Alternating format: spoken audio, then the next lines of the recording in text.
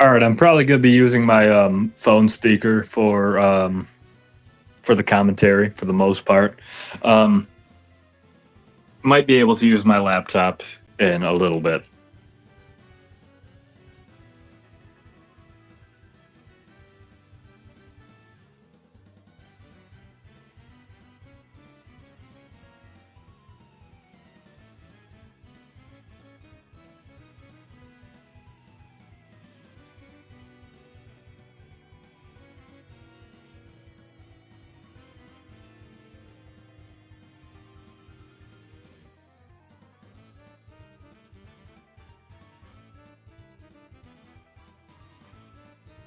Your speaker is still better than Carrie's.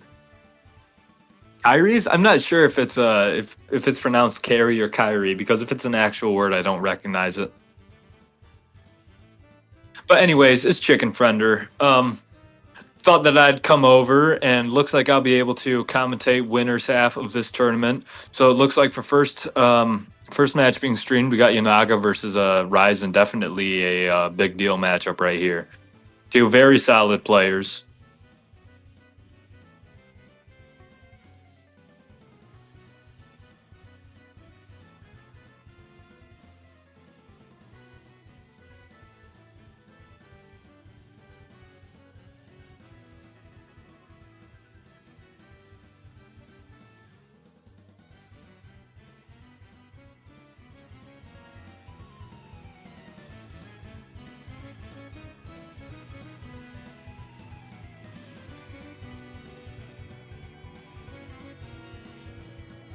Sonic.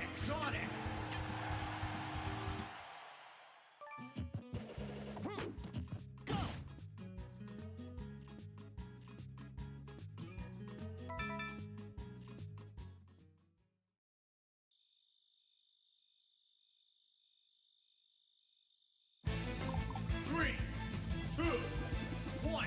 All right, still sounding good.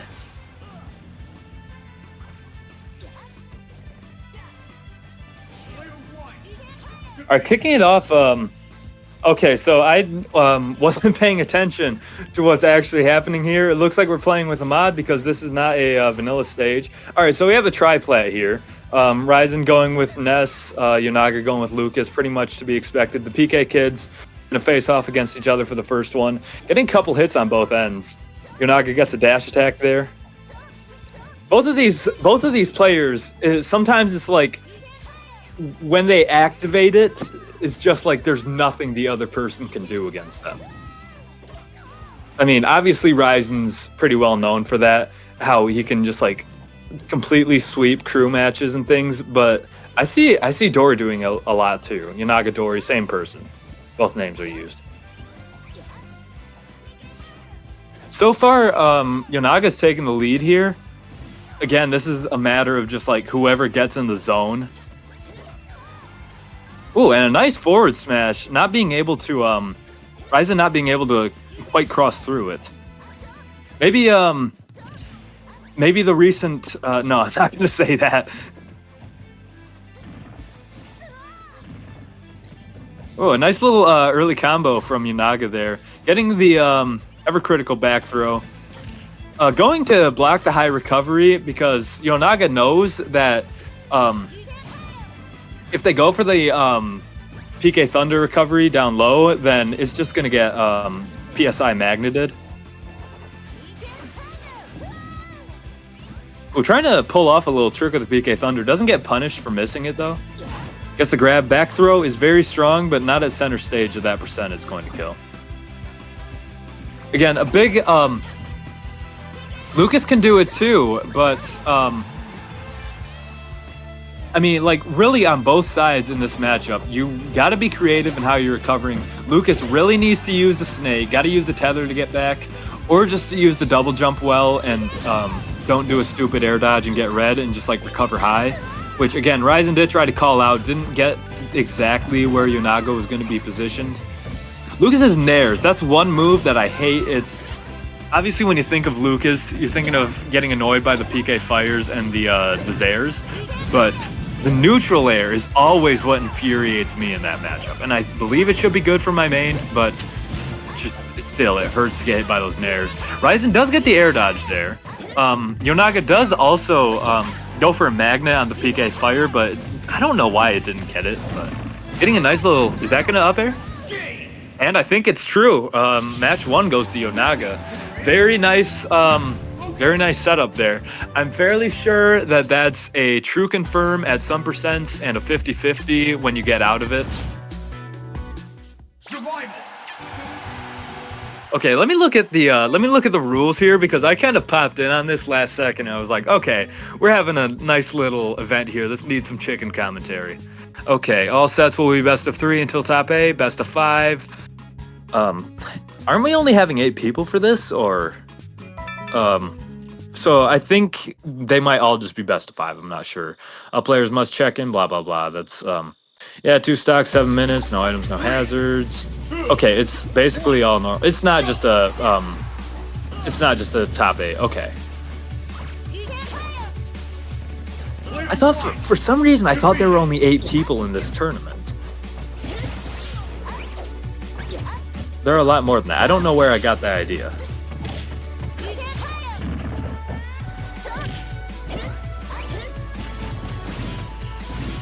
Okay, getting a pretty good percent on both sides.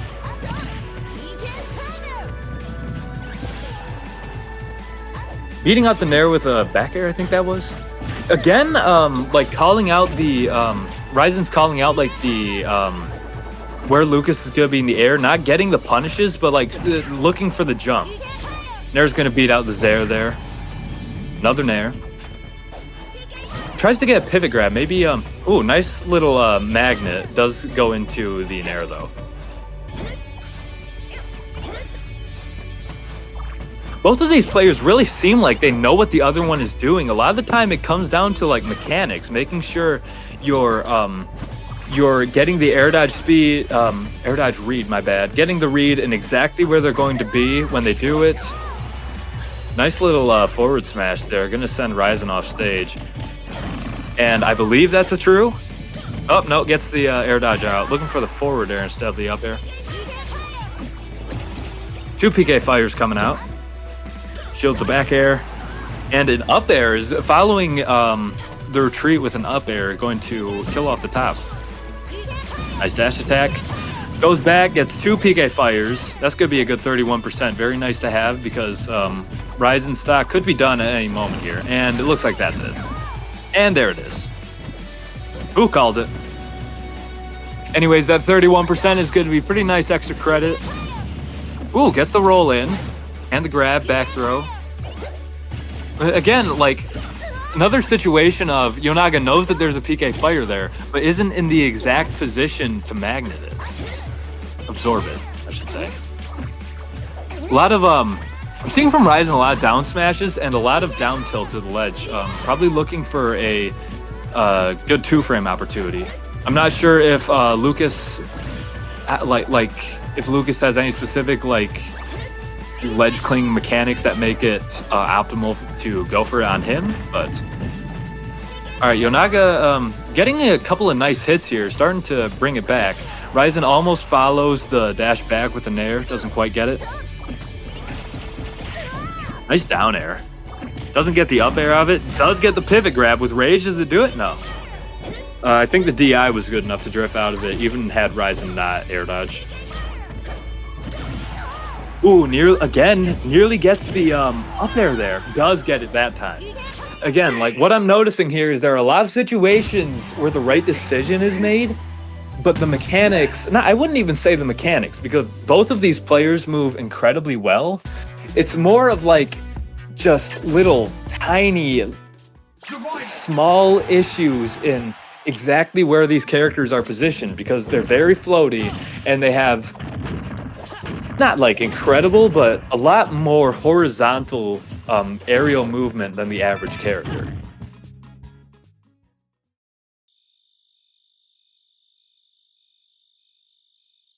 Going into game 3, I believe that this will be the decider of the set, who's going to go to winners and who's going to go to losers.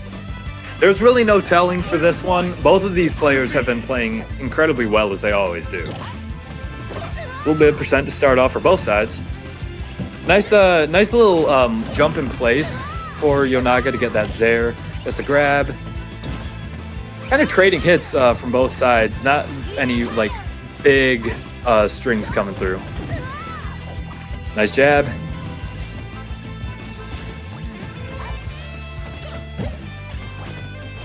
Now the platforms are out. There's a lot of just like jumping around and Ryzen does get the up B there, or gets the absorption on the up B. That's going to make a pretty nice lead, and that's how you can really see the importance of just like you never want to have to go for that up B if possible, because for both of these characters, it's so easy for the other one to just get the absorption. Oh, and Ryzen air dodges calls. Oh my goodness! And that PK Thunder. You never know when he's gonna get it. He uses, I don't know exactly how the Nest population plays, but I think Ryzen uses PK Thunder more than the average Nest player, and you just never know when he's gonna get that hit, and it can end a game just like that. But what I was saying, both of these characters have just such an easy up B for the other to absorb that you're really just trying to never use it, which is a pretty big task. I'd say particularly for Ness, Lucas can tether to the ledge. Ness really has to just rely on that double jump getting to ledge, or if you're gonna, okay, so it is gonna go to 5. 3, 2, Or best of 5, my bad. All right, going to Smashville now. I did realize that it was just on that the first match was just on Town and City. That was not a modded stage. I think I just never see it. I just saw the screen when the platforms were in kind of a weird position and it looked unfamiliar. Nearly gets the second PK fire. I think Ryzen was trying to get a roll there. Nice up air. Yonaga kind of gets out of the juggling range. Roll in is gonna reset to neutral. Again, like calling out the jump there, but the back air doesn't come out before the air dodge. I suppose that's probably intentional on Yonaga's end, but again, it's kind of like Tourette syndrome. A nice PK fight, but misses the F smash. Okay. Nice little down air jab. Ooh, and a good grab there. I think, a great back air going to kill at the ledge. I think Yonaga's going to start. I don't know if they're listening to this. I hope they're not, so that, I mean, I guess it doesn't really matter. I think Yonaga, seeing that Ryzen is tending to go for the air dodges out of these combos, I think Yonaga's going to start, like, reading the air dodges. And I do think the air dodge is the best move for Ryzen to do. If you try to jump out of it, I think chances are you're just going to go into this combo right here. Yep, there it is. And if you do just commit to the air dodge, Ness has so much drift that it's pretty hard to read exactly where he's going to end up after the air dodge. Tech in, probably looking to avoid a forward air chase. Nice little magnet, again, nearly getting the PK Thunder, but everything just seems like an inch away. Going for it again. Very nice, like circumnavigating with it on Ryzen's end. Doesn't get a hit with it, but does avoid the magnet. Almost calls in like a short jump in with that forward smash. PK Fire is going to cover a lot of range. Back throw, is going to send Lucas off stage. Another situation of just going for the tether. You're not trying to up P that. Both of these players are okay. All right, and we're going to end things with a unceremonious back air at the ledge again. That's 2 kills for this game, and maybe 1 for one of the previous games. But both of these players are good at movement. Both characters are obviously good for moving around with. There are a lot of they're covering so much space not in terms of like, well, you do that with the PK Fire, but they're using so much space, I should say. They're going across so much space, and there are a lot of like single moves being fired out. It's kind of like a mouse and mouse situation. Like both of these characters are trying to find where the other is going to be out of just like a huge field of movement. And Ryzen is just like, you're playing against the GOAT. Even if you're a very good player, you're still playing against Ryzen, and he's going to be very good in situations like these. Anyways, next match, who do we got here? Oh, Haram versus Shane? Oh, that one's already started. Are we gonna do Justin Carey? Oh, that's losers.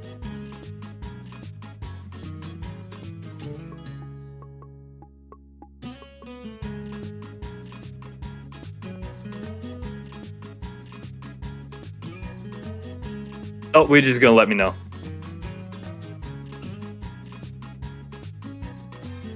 Are we gonna watch Haram and Shane after they finish the first match?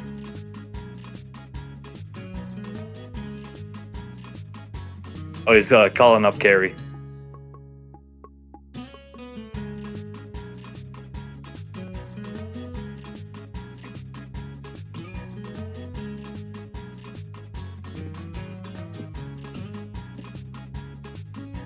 Well, looks like we're gonna go to Tamax and Average, another two great players.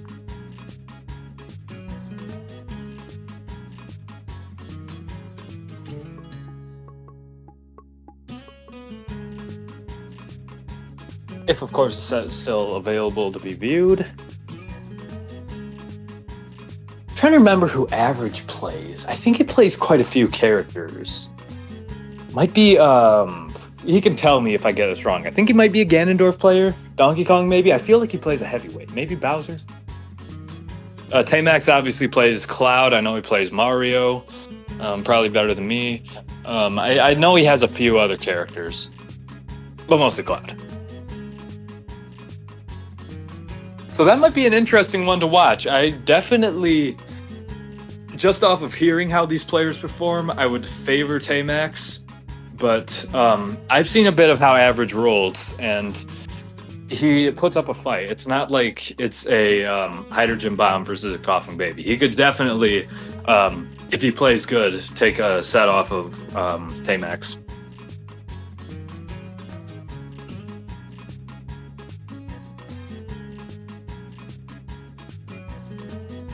All right, looks like we're going to be able to look at the set. Oh, all right, we're gonna move to looks like we're gonna move to Shane and Haram, right? Yeah, okay. All right, so we're gonna look at Shane and Haram instead. Another situation, we got like a really stacked winners right now. Like even just at the start, already a bunch of really good players.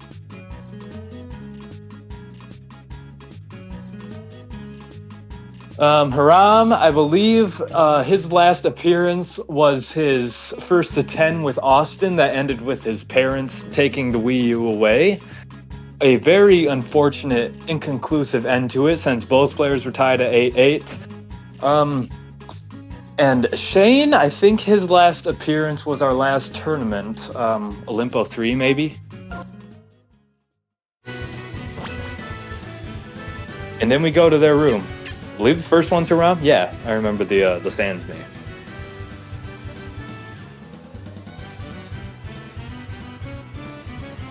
Survival. Sonic. I'm going to commentate this while I put away my dinner that I had. I had beans and rice because we have black beans left and I wanted to use them. And we had some sausage that I could put in there. It's very wonderful. After this, I might go to my laptop mic, but it seems like the phone mic has also gone over well. When I first started commentating these, I think I used a headset that like barely worked, and my voice was submerged by everybody else's. Anyways, I'm yapping about absolutely nothing. We have a match to look at here. And oh, he plays Wario. I forgot that. I didn't even mention their characters. Hiram's obviously a Ryu main. I think he oh geez. A little bit lag for a second on the stream, but that's all right. I think he also plays Luigi? I don't know. I know him for Ryu. Might play Diddy Kong. This is a matchup that I don't think I've ever considered. Neither of them are going in yet. I'm really surprised Hiram hasn't really taken much space when given the opportunity to. I know Wario might want to like get the bike out and everything. And obviously, not obviously, but I think Wario generally wouldn't mind stalling a game because it just means he gets waft sooner. Getting nice little hits on Shane's end, none of it's really going to add up, and the single Ryu combo is probably going to make it back threefold. Gets out of that one. Nice little dash attack. Goes for the bike there, way up high. I don't know what that was all about, but I'm not a Wario player. I don't understand his intricacies. Just some quite a few short hops from Shane. Getting the grab there, mixing it up. Landing with an air, doesn't really capitalize off of it. Nice back air. Interrupted by Wario's forward air. I think this, I want to say that Ryu would do pretty well here because Wario does a lot of cross-ups, I think, and Ryu's mechanic where he's always looking at the opponent really helps against that. I'm sure Wario has a lot of things he can look for too. Ryu is probably a decent way to get your little strings going. Pretty even right here. A lot of like, nothing big happening, just some like stray hits. Looks for a roll in there maybe. Gets out of a punish with the down air, getting a little bit of lag, but nothing ruining the game here. Ooh, gets the focus attack though. Doesn't get any Shoryu or anything out of it, but interrupting the Wario combo. Ooh, again, not getting the focus attack, using it to its full potential. Shane's movement is looking pretty scary here, but just like one Ryu hit here, and it's probably going to be a Shoryuken. And going two stocks, like Shane is already getting pretty close to the WAP. I'm not sure if it's fully charged. I think it is actually. So that's very scary. Even when you get that, if you do get the first stock, which obviously you would want to do, optimally if you take the first stock, you want to do that anyways because you're doing better. But it's especially important against Wario. But even if that happens, Wario can be down like 70% on his second stock, and then he takes yours and he gets you to like 20% and he wafts you. So very scary. That's actually what happened against Austin. And here we go. Shane's got the bike. He still has his first stock going, 130%. That's definitely going to be a easy Shoryu from Hiram. But just like, you always got to be so scared of that waft. And yet Wario also kind of wants you to be scared of the waft. Jumping around, looking for a back air, which I think is a pretty good call because you're not going into any like ridiculous landing nair. Oh, nice up air there, piercing through the bike. But I think going for the back airs is safer than trying to set up like a Shoryuken because you're staying out of like the nair forward air like early combos. Nice chomp, seeing the shield there, which is the intuitive thing to do against a forward air string. I think this is like prime percent for a nair waft. 42% might be a little bit more difficult. I know Ryu's a little heavy. I'm not sure what the exact window for it is.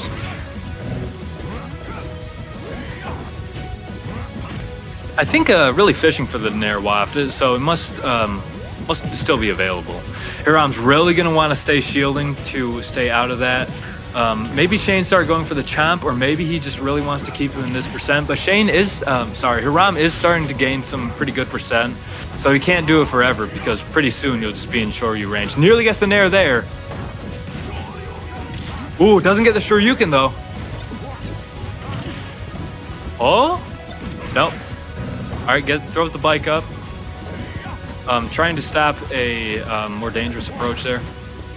Ooh, that does a lot of shield damage. I didn't realize how much shield damage that does. And Hiram gets a great shield against the Waff. Now Shane, if he's going to take it, has to figure out how to do it without Wario's most dangerous tool. Still go for a back air. Just getting a good edge guard could work. Staying out of the Shoryu, gets a back throw. Yep. Getting the bike ready. Throws it up. Stays out of the focus attack. Goes for a dash attack because that's a multi-hit, which would pierce through focus attack. Throws the bike forward. Wario can get some ledge traps set up, but Hiram is playing very well at the ledge there. Goes to the other side, but Wario doesn't have the bike now. And forward throw is going to take it, though. Unfortunate recovery onto stage, trying to snap to ledge. Great playing on both ends. That whole game was like a lot of both sides really trying to avoid a dangerous kill move and just trying to preserve, self-preserve and stay mobile. Probably going to see more of that coming up to the next stage. Interesting start on Final Destination. I guess not really that interesting because it's a fine stage for both characters. But usually games start on Smashville to the point that a lot of the times players will just will start a match, start a set asking Smashville to go 1 because it's seen as like the most neutral stage. But in this situation, both characters would be totally fine with going FD.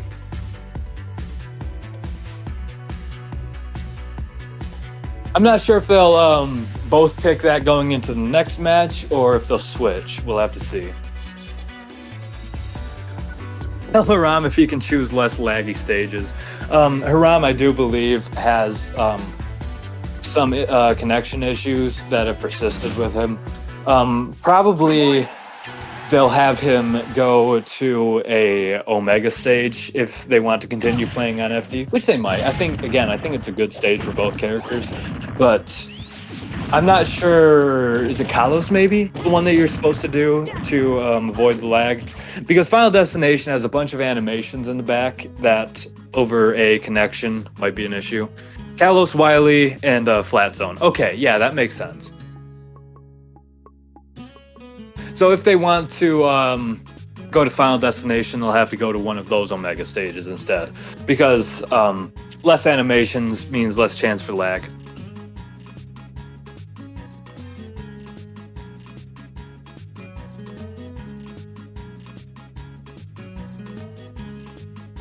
Other than that, I'm not sure what they would want to pick.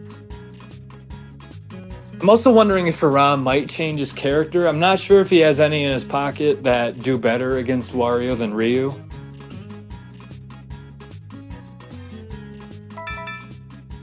I mean, it's not like Wario is the only one that can get an early kill here. Obviously, the first thing you think of when you think of Ryu is Shoryuken, which is one of the best kill moves in the game. Yeah, both are going to stay with Wario and Ryu, but they are going to switch to Town and City this time. Again, not a modded stage, as I was saying at the beginning. Oh shoot. Calling him a maricon. I don't think that is a nice word. I don't think I pronounced that very well either. But anyways, going into a match on Town and City, throwing out some moves on both sides again. Pretty even. Looks for a chomp. Hiram raw dogging a Shoryuken too. Doesn't get the grab out of the down tilt. Clashes with a nair and a back air, I believe. Hiram looked for an edge guard, I think, that Shane would go off stage and he could recover high and get back onto stage, but Shane did catch that. That was 5 minutes ago. I'm really slow when I'm commentating one specific thing. But anyways, getting a lot of damage on Hiram. Of course, this can all be undone with one good Ryu combo again. When those nairs start taking you to the ledge, it gets scary. Ooh, I thought he was going to go for another Shoryuken there. I do think Shane might be trying to move around more, trying to reduce the amount of engagements that happen to preserve his percent and again to stall and build up that WAF. I think that would be the optimal thing to do as Wario. And he does have a lot of tools for it. His aerial mobility is very good. He has bike. Gets a grab there. Chooses to take the punish there. Hiram does a very nice side B, getting to the ledge while getting the appropriate vertical momentum. Ooh, doesn't get... Oh, but he lands and just goes for another one. I believe I remember him doing that in his set with Austin. Just if at first you don't get the Shoryuken and they'll go in to try to punish you. And that thing is so fast, there's a good chance you just get another one. Ooh, like, nearly... Oh, shoot. And that time the Shoryuken is going to take it. It was looking like Shane had a couple of opportunities to get the kill there with the back air that got air dodged, with the forward throw, very strong throw, nearly killing with the bike. Well, goes for another back air, try to catch like a air dodge in. Forward throw is going to take it there at high percent. So only 21% of extra credit. But Waft, I think, is fully charged now. Shane does have a, it's built a little bit, does have a pretty decent percent lead. Oh, nice little chomp. I think chomp is a pretty solid thing to go against if you're expecting, to go with if you're expecting a focus attack, just because it's a grab. Does it again. Building up quite a bit of percent. I believe Nair Waft is still a possibility. I think Shane's probably going to try to get a hit, knock Hiram off. Oh, and the air dodge. Not quite enough percent. Or a little bit too much percent, I should say. Probably gonna try to knock Hiram off stage and get the bike going. Just goes for the chomp there, looking for that side B on stage. Ooh, forward tilt, is that gonna do it? Gets the bike out. But Hiram kept his jump wisely. It's a nice grab. Goes to the back throw. I thought he would forward throw, but he's probably trying not to stale it. Ooh, looking very dangerous for Shane here. But also for Hiram, I mean, obviously Hiram's at kill percent. It's just that you're at kill percent much sooner than you think. Was that a failed Shoryuken? Must be. Must be a failed input. Even the best do it. It's looking very scary. Down air might be used to try to beat out the focus attack. Nice little dash attack, just like going in. Back air nearly gets the kill. Ooh, but that one's gonna do it. And Shane is up one. No, he was up one. It's now even.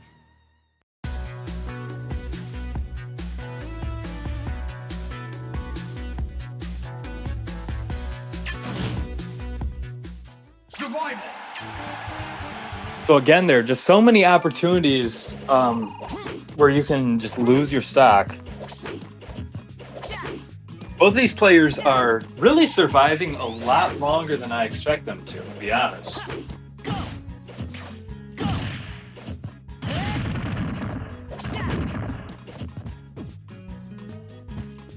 They're going to repeat Town and City, or are they going to go back to FD?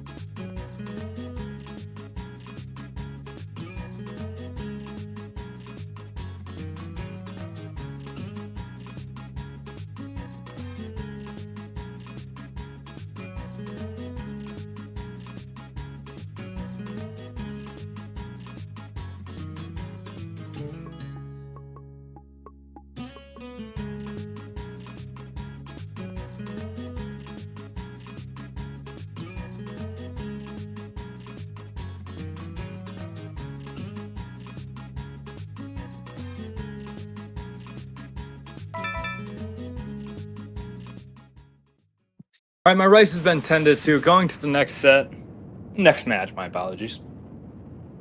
3, 2, 1. Oh, going to Lilac for this one. Player 1. Didn't expect that. I guess it kind of makes sense though.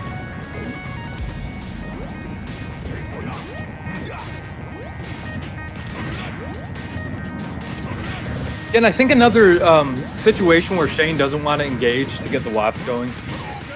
Probably said that 3 times now for the 3 matches where I've said them in each one. But I do think a big part of Wario's game plan is using his mobility to like choose when to engage.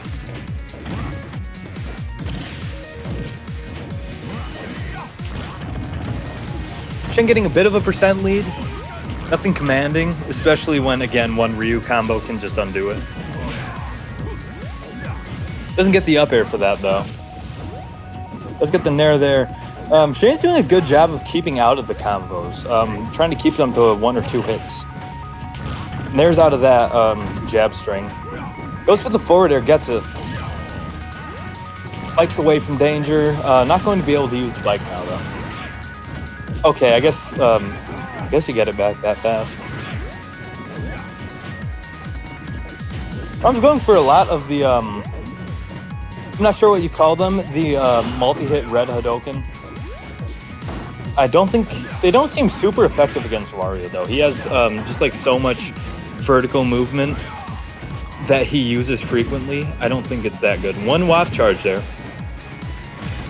2 clashes. Ooh, focus attack. Not going to string into a back air, but looking dangerous. Goes for the Shoryu. I thought he would commit to another one, but he landed on the platform. Ice up air. Not quite kill percent, though. Doesn't get the Shoryuken there. I think Shane wisely just going for a grab to punish and, like, getting Harama in offstage situation. Because if you try to get, like, a strong attack, it's going to be another Shoryuken. Forward tilt is going to take the first stock. Shane getting the bike ready. Pretty nice position he's in, but Haram does use his invincibility to force Shane to the edge before he manages to sneak out.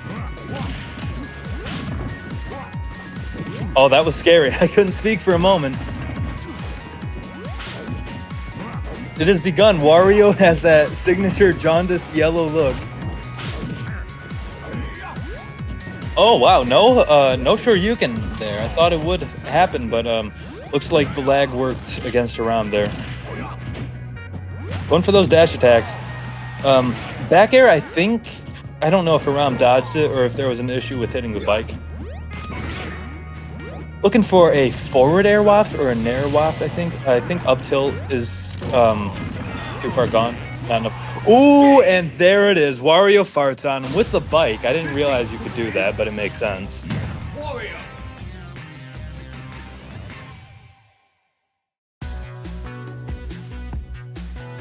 None of the confirms I was talking about happened. Survival.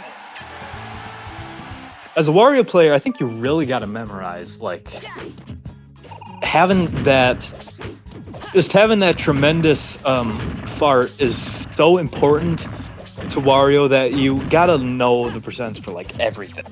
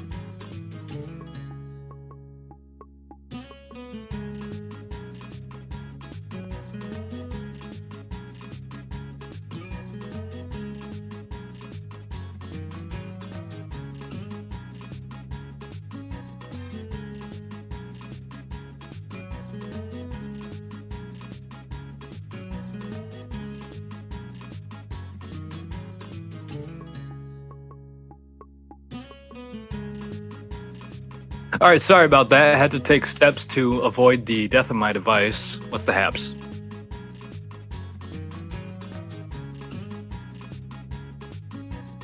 Looks like a dispute.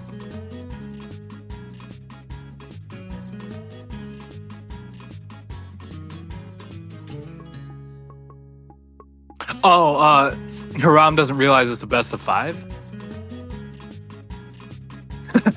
That's funny. Yeah, Luigi says it could be his Wii U gamepad being taken again.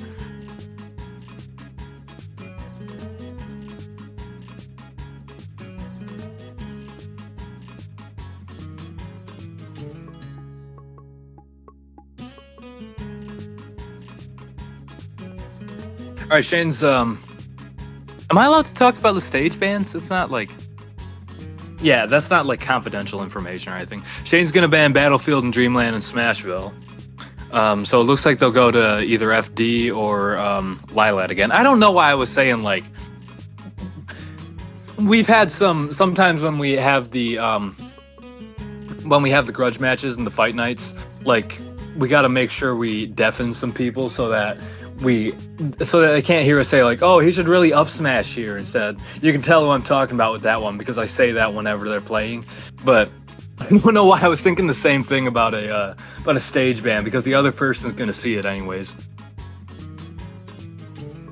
So Hiram has just gone like AWOL, it looks like. Either a situation of thinking it's a best of 3 or just disappearing. Looks like Hiram is going to defer the stage to Shane. Dory says he picked Town and City. I would say like letting the other person just pick whatever stage is not a good idea. But when I was playing a tournament, Justin did that to me and he kicked my ass. So like maybe it's actually the strat. All right, Shane's gonna go Lilat.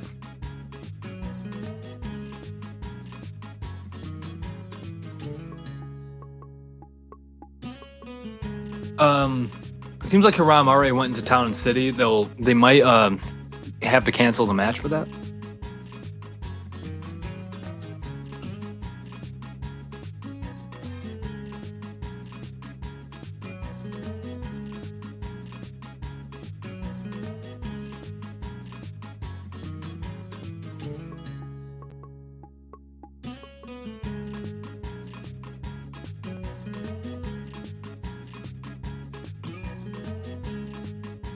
All right, so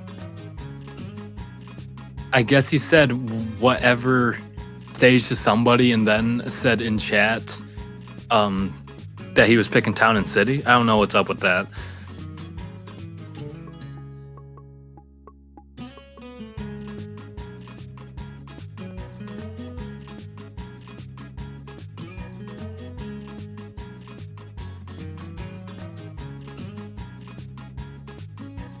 You can always count on something to go wrong with Hiram. Okay, Carrie made the decision that's going to be Lilat, I guess.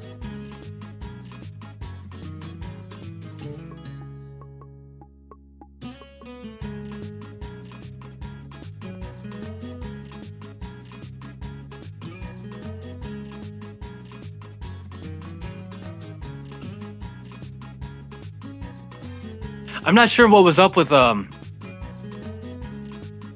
not sure what's up with Shane saying, or not Shane, but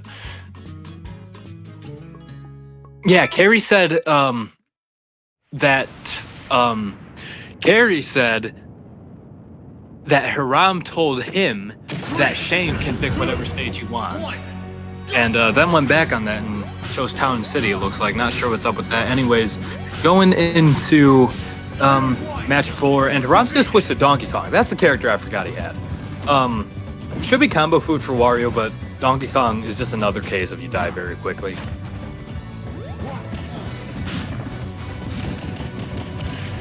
Ooh, gets the jump with that up B on the platform. That would have been a scary situation otherwise, but...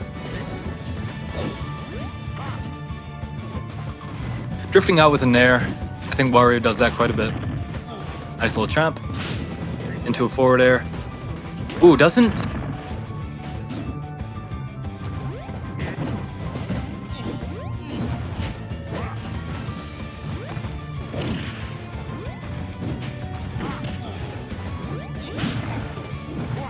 That's not going to work because there's latency. Okay, we're back in business. Little Discord issue, looks like. Anyways, while I was gone, 65% on Hiram and 38 on Shane. This could just be a case of like Donkey Kong takes a beating, but then like just once he gets you to enough percent, he starts dominating. Ooh, but that dash attack is going to take the 2-frame there. I'm not sure if that's a Lilat thing or if it was just timed right for the 2-frame. Hiram doesn't use the iframes to go for an attack. I think he just charged up his punch instead and had to take a second to figure out how to go next. I'm playing very aggressively. I'm not sure how Donkey Kong is supposed to play neutral, to be totally fair, but really, I think giving Shane the chance to get the waft going, which at this rate, he's going to get it anyway, so it's not like a terrible play. And the chances of him getting a second one aren't super great. I think Lilat might be okay for Donkey Kong too, because like if you get a grab on the platform, you're getting a pretty nice ding-dong. Don't take that the wrong way. That's the name of the combo. I hope you guys know that. Nice little down air. Ooh, gets the back air right by the ledge. Goes for the same dash attack little trick. Gets the bite going. Ooh, tries to like 2-frame with a waft or just like get the hit. Honestly, it looks like it's gonna be a wrap.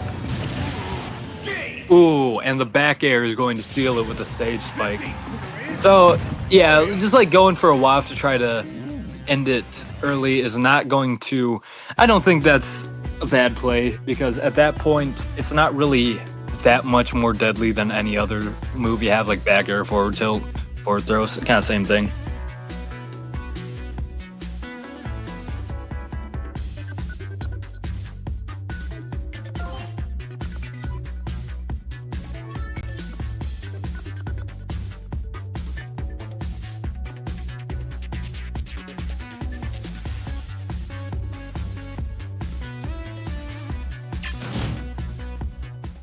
Survival.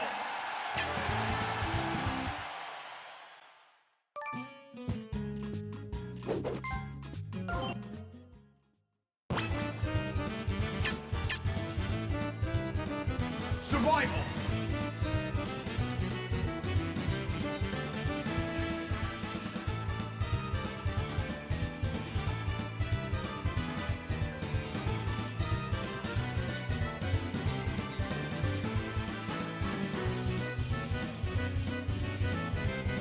Rom just changed his tag to a slur.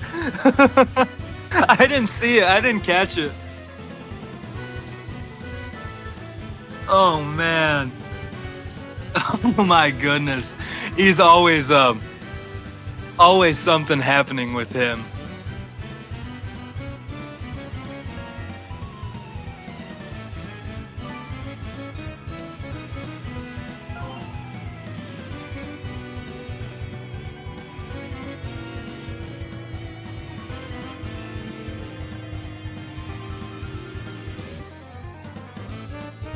He's now trying to join. That's Hiram trying to join. Probably trying to join with the same tag you just had to leave from.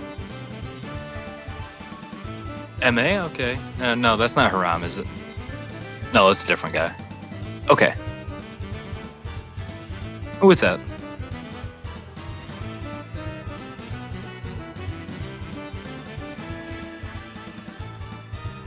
Oh my goodness.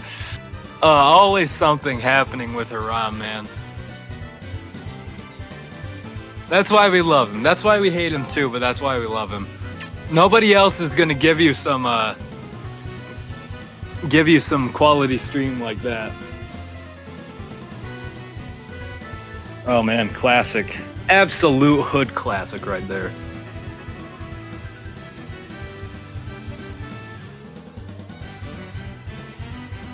For anybody who POs a major tournament watching this, because I applied to commentate for them, making your tag a slur is very bad, and I would not recommend doing it, and I do not condone doing it.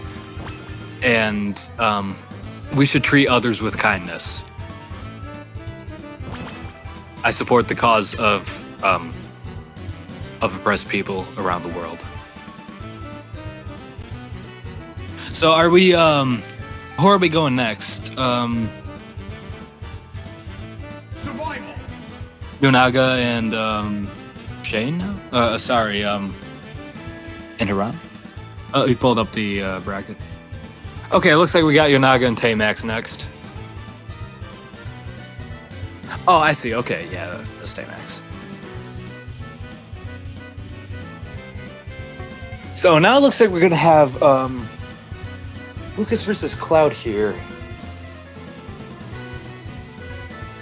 I don't think Dory really plays any other characters that much.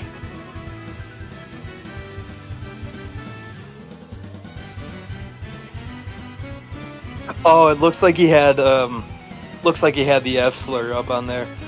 You can't be doing that. That is no bueno. All right, so it looks like we're going to be going into Smashville, match 1. Makes sense. Pretty fine for both characters. Again, I was saying, Smashville is usually treated as like the neutral start. Just having one platform that like kind of goes off the stage a little bit. It's every character can kind of get like, or I should say, most characters can get a little bit of an advantage out of it. And can have it be used a little bit against them too. So most of the time, people are going to start on Smashville, especially for I'm used to it because I play Mario. Mario would always prefer to go Battlefield. People would prefer to pick FD against him, so you kind of settle in the middle. So yeah, we're going to have Lucas versus Cloud on Smashville. Player 1 defeated. Starting off with a little 3% PK Thunder, fire, sorry, a back air. Looking for a jump there, Taymax was, I think. Yonaga gets his own jump read there. I think Yonaga uses he, her, and they, so I kind of interchangeably switch between them all. Alright, gets the cross slash there, and we're starting to go into the mid percents here. A little bit of a lead for Taymax. I think Taymax is playing this. Ooh, almost got the up air there. Playing this pretty aggressively because I don't think charging limit is a really viable strategy against Lucas, because then you're just gonna have to shield for the PK fire anyways, or the Zaire. Nice down air. Doesn't get a regrab or like a jab or anything to finish it, but yeah, now Taymax is, just gets the limit naturally, like passively. Forward throw. I'm not sure how Cloud would like optimally edge guard against Lucas. I think this is another case where usually Lucas, if he can tether, he will.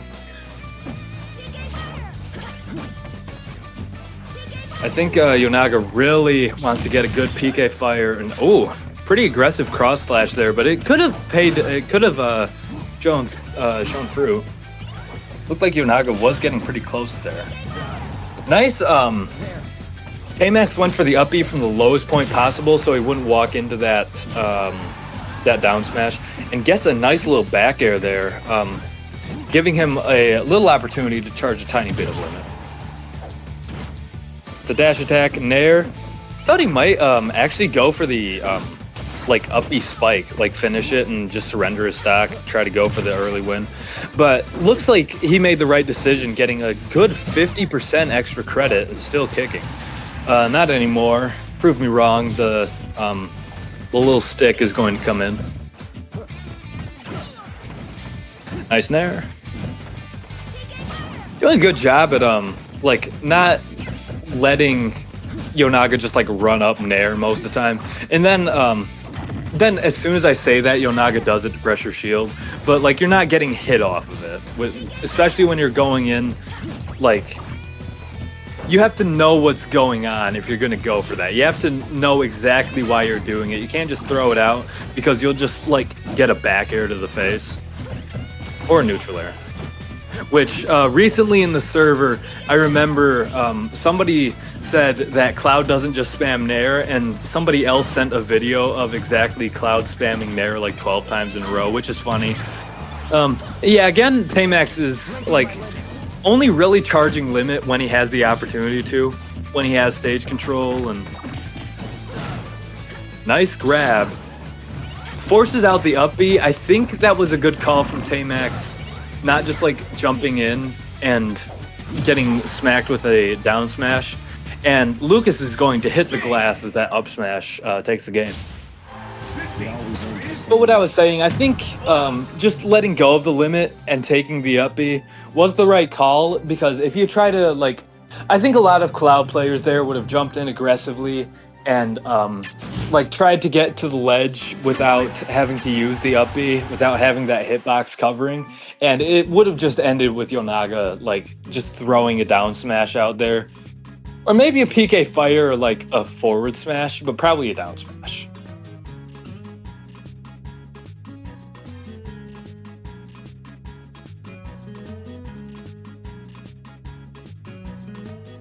All right, let's see what they're looking to pick here.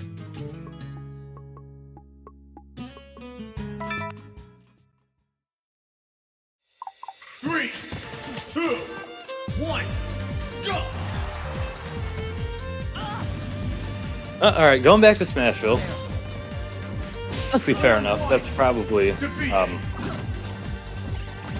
might take Game 3 to Smashville too. Honestly, I don't think either of these characters really want to have another stage. Cloud might want Town and City. Maybe Yonaga ban Town and City, because I think that's Cloud's best stage. Looking to get a down air through the stage. Really good for just like poking it through the ledge. Forward air. When Lucas is in the air and like isn't in a good position to use projectiles, like Cloud's sword just comes out very strong. Obviously, yeah, he just has so much range in this game. He does an ultimate too, but for anybody used to ultimate watching, I hope there are a few of you. We're trying to gain viewers, but for anybody like coming from ultimate, his sword is just like it goes longer in this game. That's just what happens. Mid percent running around a little bit. Nice forward tilt. Ooh, doesn't go for the falling hit there. That time, Tamax does jump aggressively back to stage to save limit, and he does it pretty well, like spacing wise. Is he gonna do it again? Goes for a nair there. Ooh, nice attempt to set up by Yonaga there. Doesn't quite get the dash attack, which was also oh geez, we're just whiffing everything now. Ooh, wow, that was a good call there, seeing that Lucas was too low to tether and had to double jump. I don't know if he really called that or if he just thought like, up smash sounds pretty good right now. That's a kill, I think? Yeah. With no rage, I think that extends there.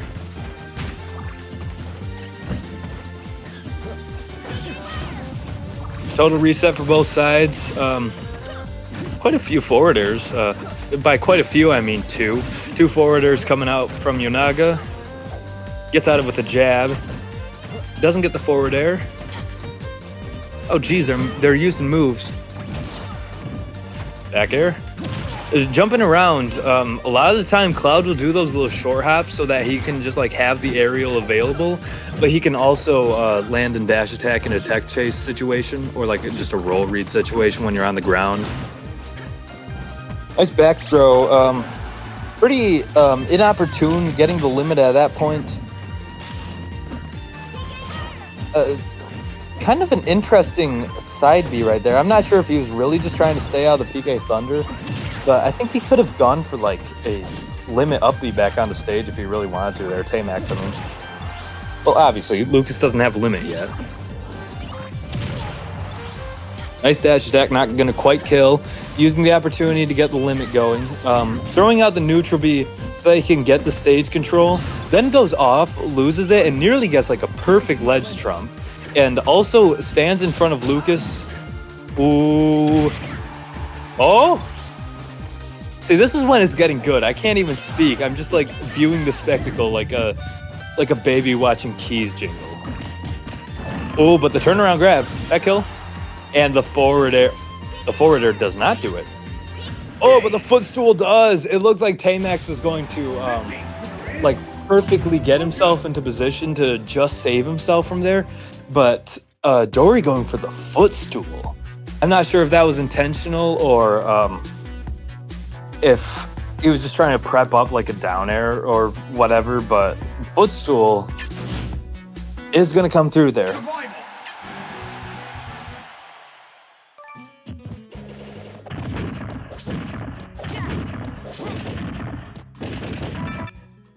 1-1 both sides. I believe going back to Smashville if I had to guess it. Yep.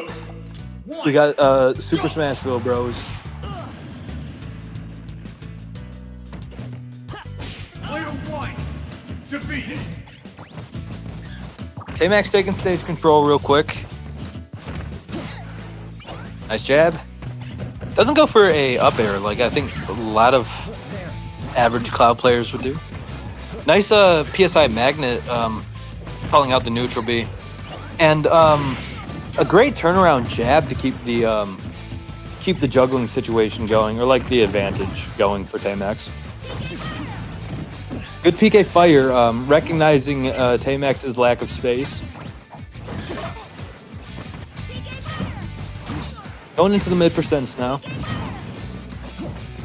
And I keep noticing that is just when Tamax gets sent off stage that he gets that limit. That time he does get back on pretty well. I think a big part of this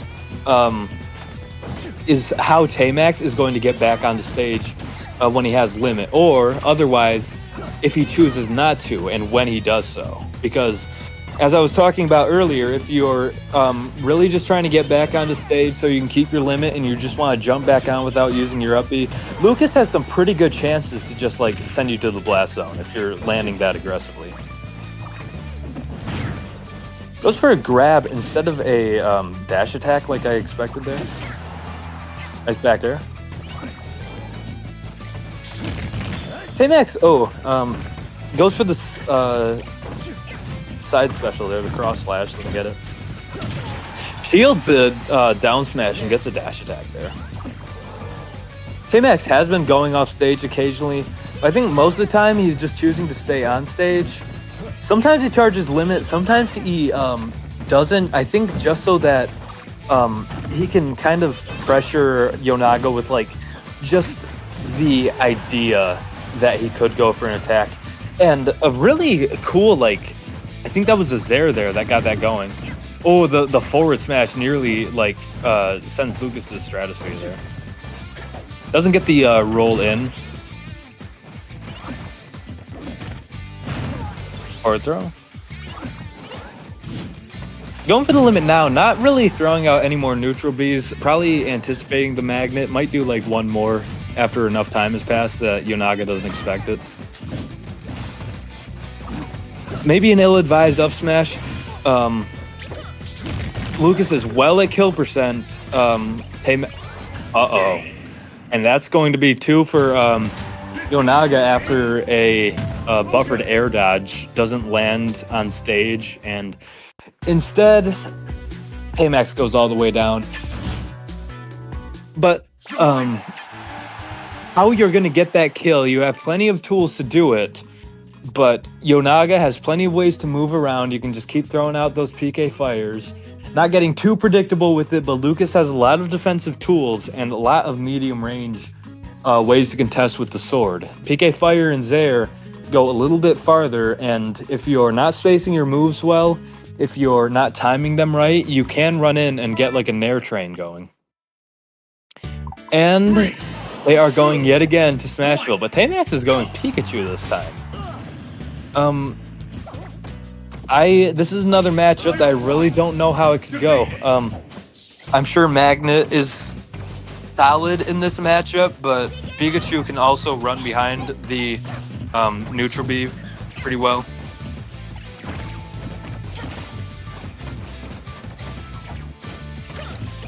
A lot of running around. The hitting has commenced. Quick attack back to stage. Doesn't land perfectly. Doesn't matter.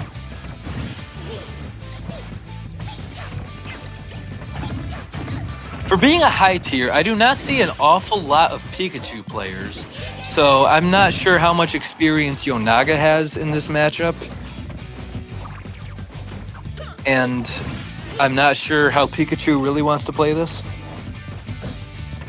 Is Pikachu a top tier? I think he's a high tier. But he's an S though, isn't he? Not S, but A+. I don't know why I said S. No, he's not an A+. I don't know what I'm talking about. I don't remember my tier list. Ignore me, everybody. But going into the high percents now. Nice little like quick attack from above onto the stage. Actually catching Yonaga there. Forward air comes out. Using the quick attacks quite well. Stays out of the forward smash, gets another one going. And just like going balls deep on that up smash there is gonna pay off. Getting the kill. Really waiting it out. But the grab is, yeah, too high percent. Called out the drift in and air dodge for the 50-50. I think Taymax drifted out in air dodge.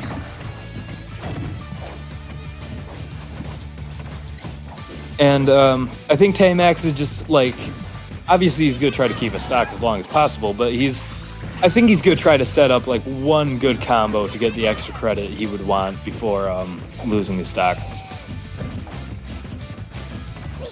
Like get a nice grab or landing back air in there. Oh, well, he survives. I do not know what that voice clip is that happens when Pikachu does the side B. I haven't. That's a modded thing, I think. But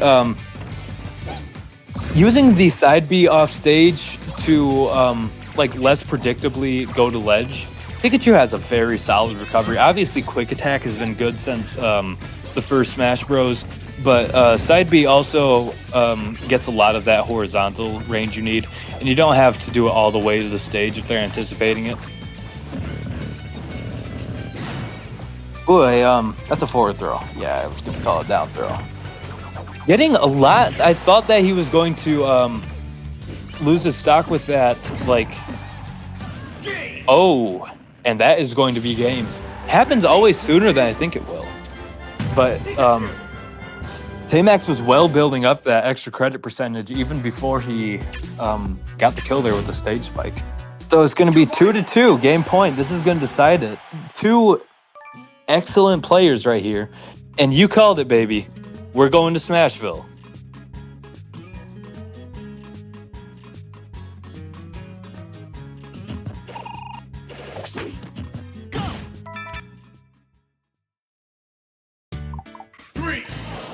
Starting off on our favorite stage, Smashville. Grabbing the bruh. Little Thunderbolt. Jumping around has begun, and the grab will start off with Yonaga. A nair and a forward air. Down throw, up air, up air, up air. Grab, not a grab, that was a roll. A trip. I think that was from a forward air.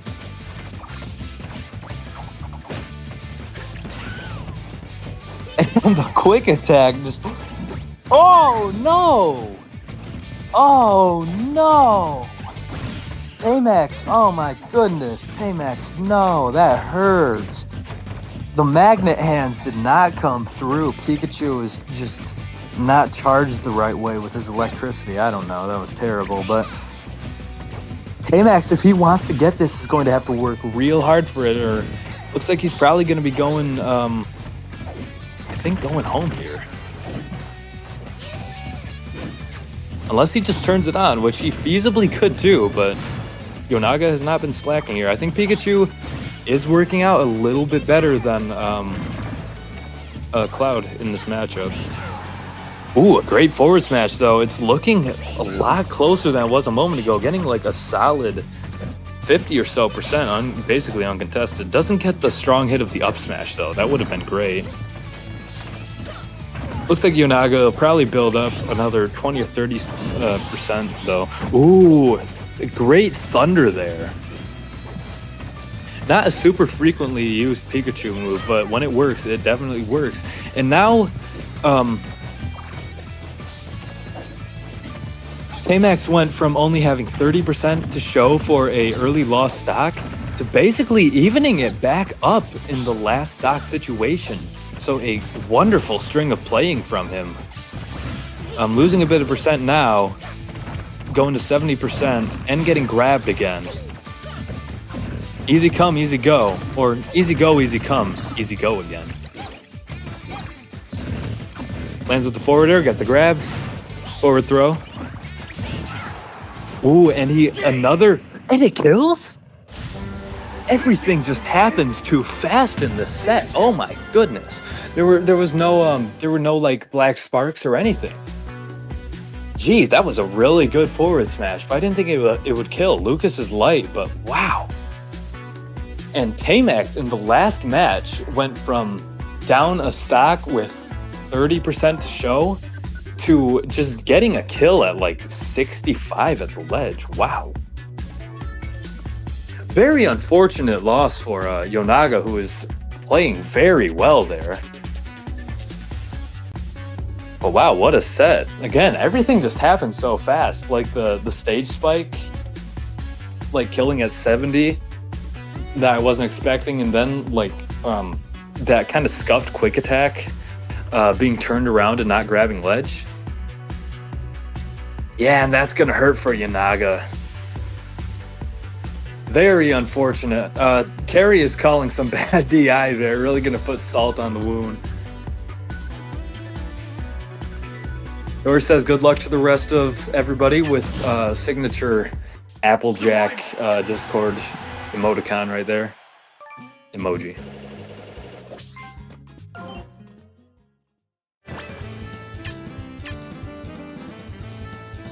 Survival. Looks like Carry's run ended too, it seems like.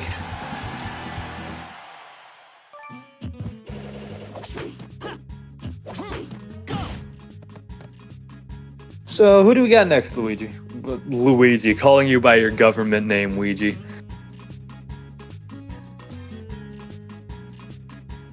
Oh no, Carry beat Haram. Was Haram disqualified maybe? Looks like we're gonna have while we're waiting for Ryzen and Shane, we're gonna have Carry versus Tamax.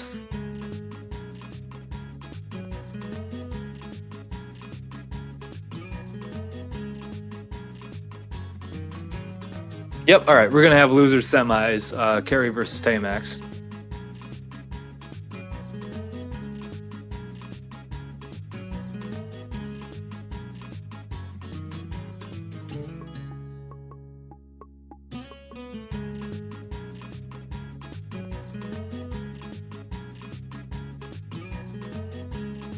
All right. Again, like, this is just an all-star lineup right here. Every player here is so great. Looks like we're gonna have... So Tamax has got Cloud, Pikachu, Mario, and he's got one more character he uses. Zero Suit, maybe? Diddy Kong. Carry has Diddy Kong, Zero Suit, and Fox. Not sure which one he would choose against Cloud. I think Diddy Kong is probably the best one, but I think Diddy Kong is also like Carry's least experienced character. He's still very good with Diddy Kong, but all right, room is up for Carry and Tamax to go. Again, I can say it 100 times. Just great players here. Really just like a solid understanding of the game and how they set themselves up for their attacks.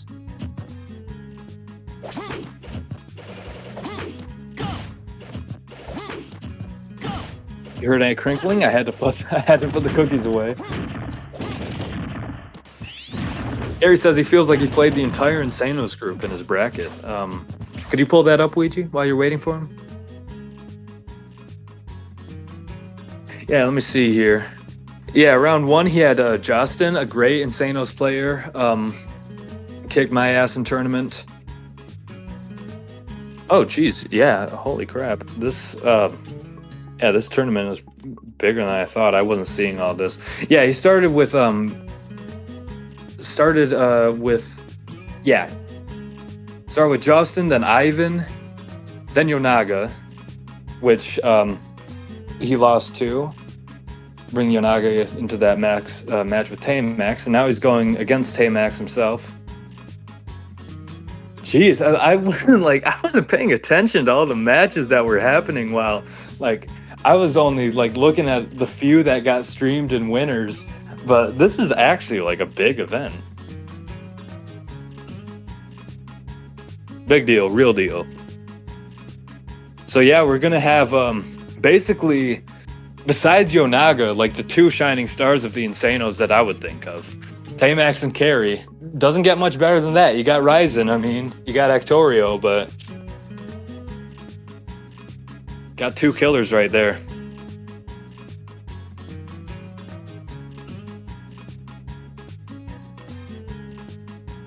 So I'm not sure that maybe this will determine who gets captain at the next crew battle, huh? You guys are free to decide that amongst yourselves.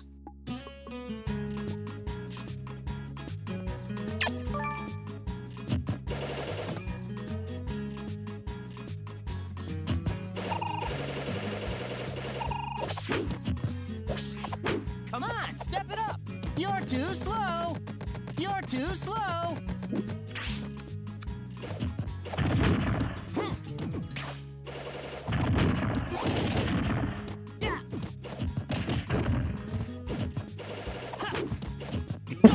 We got Haram undercover in the server. The About Me is Ryzen sucks. Oh, hi Blue, how you doing?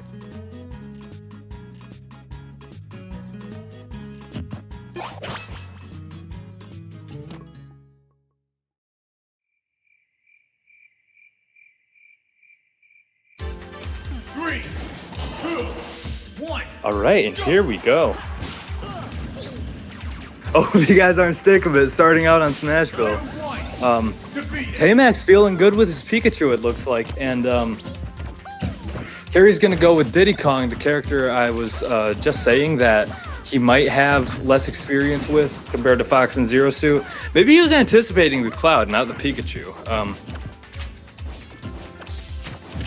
I don't know. Diddy is the third best character in the game, and he has a very solid matchup spread, so he's probably ideal for Pikachu too. Getting a nice, pretty solid early advantage on Tamax's end. Monkey Flip is going to go over the little rat's head. I think Thunder Jolt, is it Thunder Jolt or Bolt? The Neutral Bee that Pikachu possesses seems like a pretty solid tool for contesting Banana, clashing with it and stopping Diddy from just getting it out. Nice Monkey Flip, gets the roll back. Quick attack onto the platform, then to the stage, then to the lag. Uh-oh. That's no good. That wasn't happening for either of these characters, was it? Players, my bad. Oh, geez.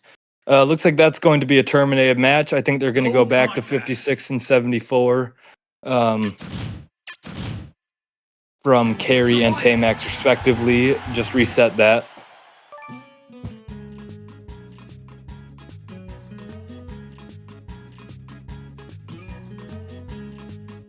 Uh-oh, who just joined?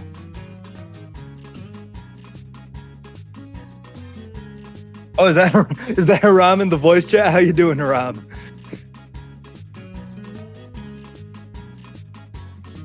Shane, how you doing?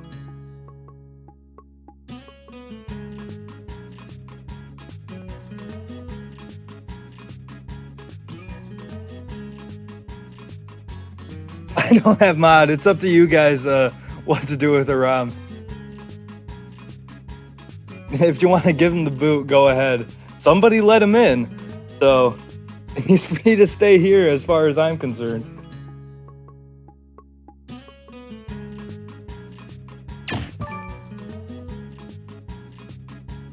If you guys want to kick him out, you gotta do that yourself. I don't have the authority to. Oh, he's typing. Oh no. Can he get the ban out? Is he gonna get the message out before the ban goes out? Oh, he got a you lose gif going out of Ryu right before the ban went through. Just a split second, and Ouija comes in quick with the ban like a frame one shine. And he is banished. He was in the VC though. I thought he was gonna start talking. That would have been funny if he infiltrated the stream. That would have been ridiculous. As long as he wasn't throwing out any maricones or anything.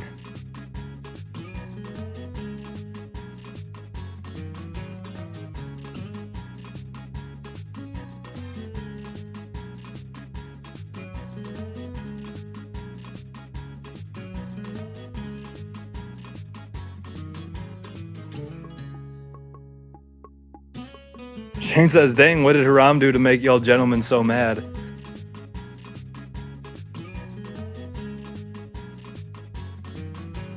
Elf it would have fried bro frame one, Blue says.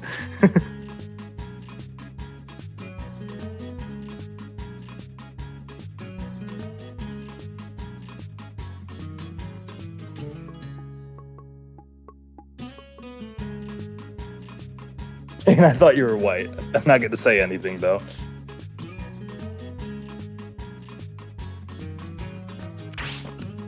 You're too slow.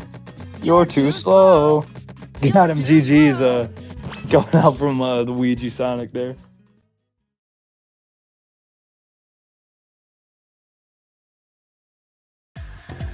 Three, two, one, go!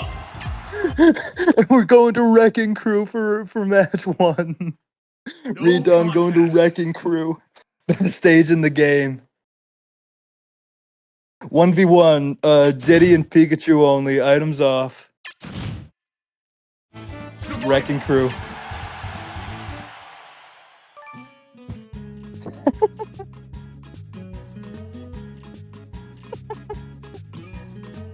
Oh my goodness, that's really not that funny, but I wasn't expecting it. Like 6 Smashvilles in a row and just smacked in the face with a Wrecking Crew. We should have a Wrecking Crew tournament. I think that that would be pretty fun. We just gotta like ban anybody who plays Sonic and like circle camps the whole time. All right, looks like Ouija's going to deal the damage back to 54 and 74, 56 and 74, so that there's no move staling. Probably not going to get like an exact percentage, but all right, gonna start with Carry walking into the punches. All right, now a couple jabs. Oh, knows the pummel for 2%, 54. And now for Tamax. Pikachu walking calmly into the punches. This has been a fun little set so far. Oh, Carry nearly accidentally hit him there. I mean, you have a slightly staled forward till it's not a giant deal, but. All right, 73, close enough to 74. 1% is not going to make a giant difference here. Nice little down smash, kind of trying to continue as things were before the lag and then subsequent Wrecking Crew. Back throw, not going to go for the, what's it called? What's Diddy's called? The hoo-ha. I hate calling it that. Why did they call it the hoo-ha? Nice little monkey flip, monkey flip, yeah. I think. I keep calling the special moves by what their actual names are, and sometimes I can't remember them. So I still don't know if Luigi's side B is called. No, it's. I say it every time Velvet comes on for a grudge match. I keep calling it Luigi Missile, but it's Green Missile. Anyways, back to the game. K-Max is well in kill percent right now, but Diddy also just has like a bunch of weak moves. If you doesn't get the thunder, good DI on Carry's end. Carry's always really good about the DI, but if you're not getting that banana, like killing can sometimes be an issue for Diddy. Oh, gets the back air right there. That's another pretty solid high knockback move. But especially when you're in a situation where the down tilt doesn't send them into the up smash anymore, like you have to really like commit to going for a specific kill move. You can't just throw out that banana. Nice little monkey flip. Monkeying around a little. Doesn't get the banana onto the ledge. Nice forward smash. Going to take carry stock with only 45% of extra credit. Pretty solid. Nice to have, but nothing like super commanding. And he just came back from way worse. Ooh, gets a little, like, comes in for the forward air just as the banana lands.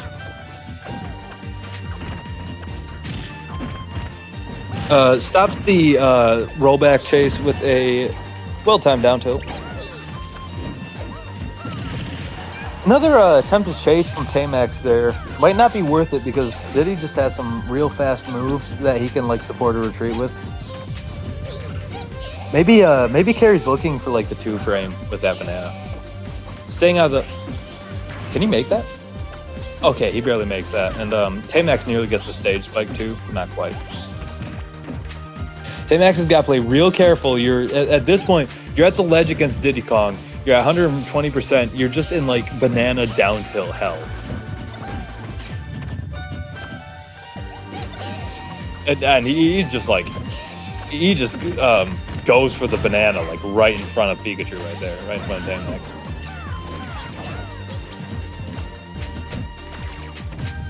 If there's a character you would want to be on the ledge again, okay, well that up smash is going to take it. But if there was a character you wanted to be when you're on the ledge against Diddy Kong, I feel like Pikachu would be one of them because that quick attack affords you so much mobility that most characters just don't have.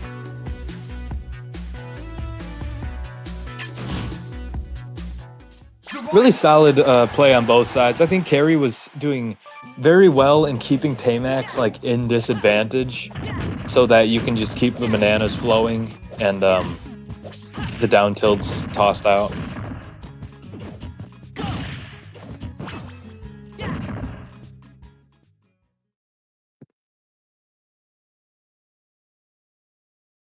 Looks like we're going to Smashville for the 7th time in a row, excluding our Wrecking Crew excursion. Player 1 defeated. And the Thunder Jolts and the banana have been tossed out, with the death of our Ouija Sonic here. Monkey Flip getting the 23rd percentage on Pikachu. On Tamax. I keep calling them their characters. More moves being thrown out after that. None really landing. Nice catch with the forward throw. Maybe an ill-advised banana from Carry. Tamax doesn't keep the string going, missing the couple hits of the forward air. Roll in, avoiding the forward air. Catches the Monkey Flip with a good Thunder Jolt. Thunder Jolt seems like a really good move here. Diddy Kong does have a pretty solid amount of mobility himself. Like, uh-oh. That's another case where when you're trying to but when you're trying to get the uppy to recover back to the stage close to ledge, and you got the Thunder Jolt going under, get a hit there. I think that's what happened. I was kind of looking away for a moment, but Carry's starting to kind of get Tamax back into kill percent, trying to find his way back here. I think if he only takes 40-50% of extra credit before getting the kill, he'll be looking good here. But if Tamax just has to get like one string and he'll be in a solid position.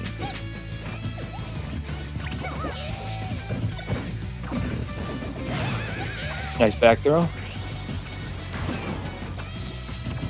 Learning from last time, not going to try to uppy from under the stage there. Tamax catches the banana there. Carry nearly gets a down air. Doesn't go through. And the jab is going to send Pikachu off stage. Doesn't follow up into anything like more substantial. Down smash is going to do it though. That would have covered a roll, which is why I went for that. I think Diddy Kong does that a lot with ledge when he has banana down.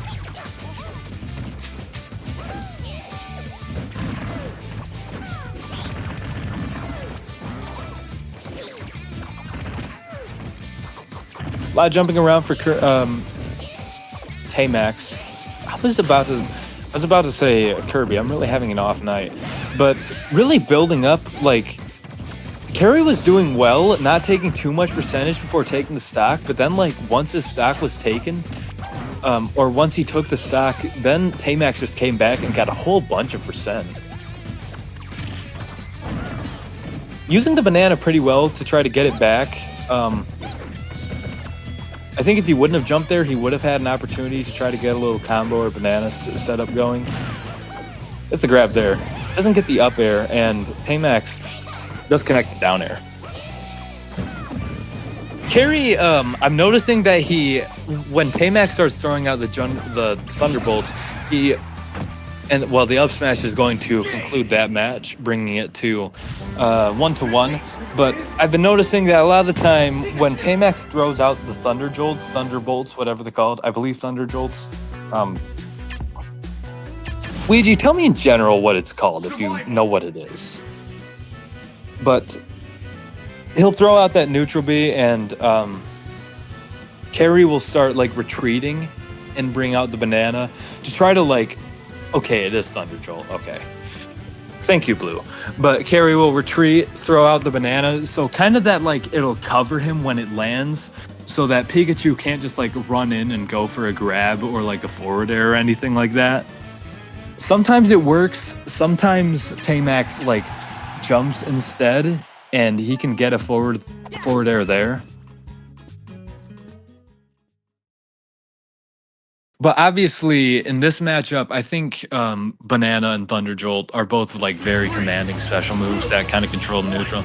All right, we have Escape Smashville. We're going to FD this time. Player one defeated.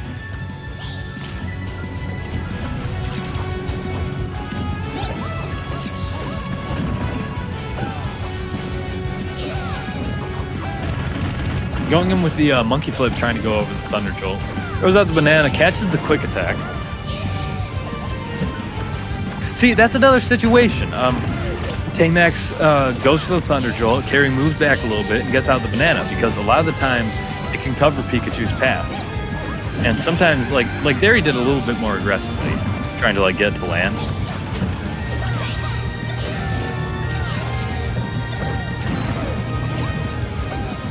And Thunder Jolt can be very annoying. It can be very restricting for Diddy Kong's mobility. It comes out faster than Fireball, which is what I'm used to. And so Carry really wants like an aggressive way to contest that. But I think a lot of the time, see, right there he did a monkey flip out of it and just reset to neutral. I think that's a pretty good call. I think he needs to be careful about how he's playing around Thunder Jolt here. Tamax, like he's doing a good job as is. He's spamming the move pretty hard, but he's also,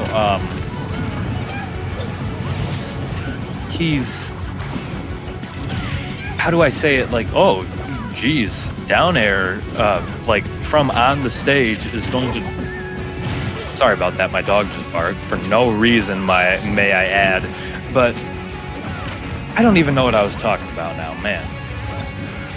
Anyways, oh, he needs to be like find an aggressive forward smash. Doesn't take. He needs to find an aggressive way to deal with the Thunder Jolt, but also sometimes has to just respect it. Tamax is spamming it, but also not being super predictable with it, which is the right call. Nice pivot grab. Not going to get anything substantial, but a nice down throw up air. And Tamax has come back from this, so he definitely still could. Carry did very well to reverse his situation, though. With that spike, that was just crazy. I didn't expect it to do all that, but I think it's better for Carry. Obviously, it's better for Carry when he already has the banana in hand. So he might start focusing on like trying to prep up the banana before Tamax can start tossing out a bunch of Thunder Jolts.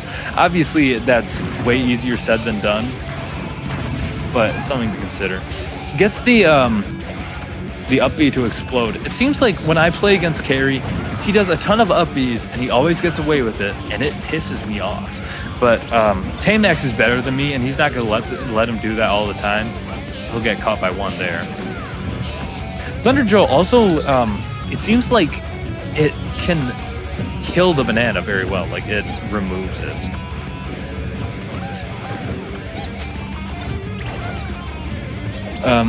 I think Tamax is gonna try to play very carefully. If he can just like avoid taking damage or tripping like he did there, but that was a very good banana on Carry's end, throwing it right under where Tamax was gonna land. He can just focus on not taking significant damage or like getting launched hard off.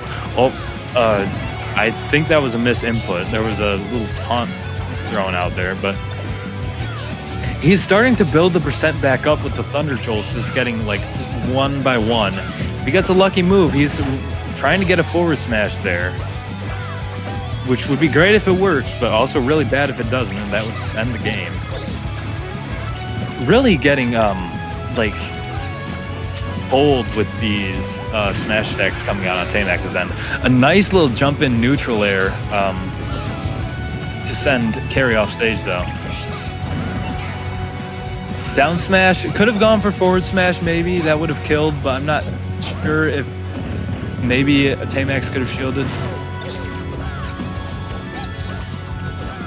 I was kind of expecting a up throw thunder, but now both are at kill percent, and another situation where the down smash doesn't have enough power.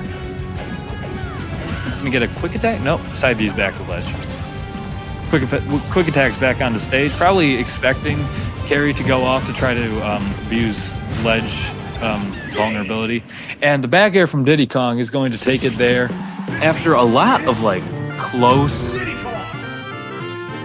careful play from both sides, worried about like Tamax had to play from kill percent for a long time, playing very carefully, and he built up the percentage back on Carry and brought Carry into kill percent too. So then they both started playing quite carefully, got some punishes, but especially with Diddy's down smash not being super strong, didn't really manifest into anything until that back throw finished it off, which isn't a super strong throw, but it's not weak. It'll kill you in time. Carry bans Battlefield and Lilat makes sense as a Diddy Kong player against Pikachu. You don't want to have all those platforms that block your banana and give Pikachu a chance to extend his combos. And we go back to our favorite stage, good old Smash. Carry has 2, Tamax has 1. This could go either way. 2 fine players. Nice little string starting up, not extending into anything crazy. Jumps out in there, maybe anticipating a rollback grab. Still landing there, looks for an air dodge, Carry does. Nice dash attack chase. That move does a good job. Dash attacks are kind of supposed to catch retreats when you call them out, but Pikachu's does an especially good job of it. Nice nair. Jumps instead of trying to aggressively land with an attack. Getting the banana out on center stage, and it does get a trip, and Carry follows the roll.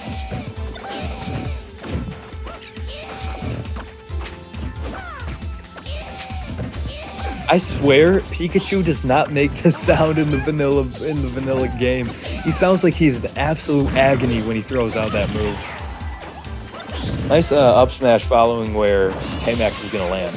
Goes for a Thunder, looking for Carry to try to aggressively like move into center stage without landing first, which was a fine guess but didn't pay off.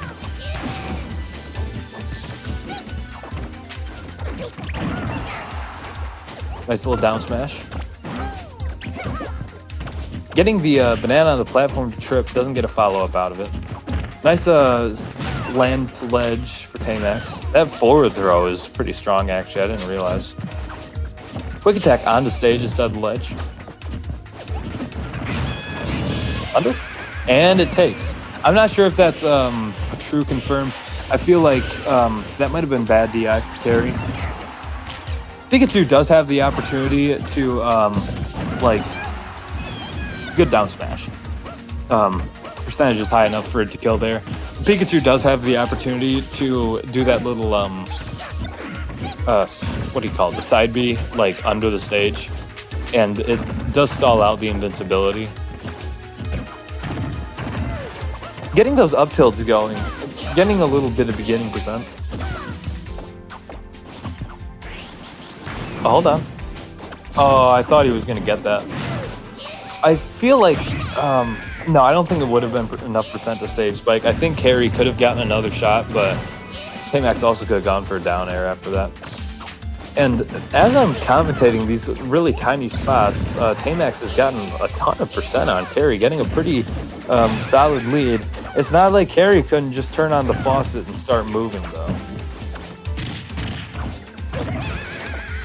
These players are really pushing each other here.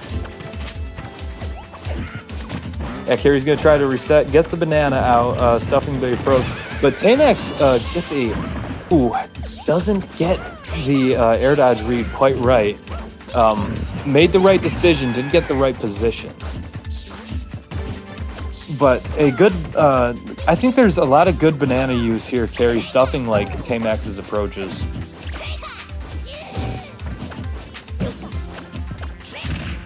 Ooh, doesn't get the forward smash, but it was getting close. Up smash, again, getting very bold with these smash attacks here. And Carry's starting to get his hits in. And another one. Obviously, if he gets it, then it's game. But for each one he does, Carry builds on a little bit of percent if it misses. Carry's getting closer and closer to kill percent. Tamax is trying to slow things down with the T-Jolt again. Doesn't get the Thunder. Oh, dash attack's going to take it there. And we go 2-2. Game point. Whoever wins this one goes to winners finals, I believe. Oh, this is a loser semi. So losers finals. Yeah. Okay. That was wrong. Please correct me in general. Survival.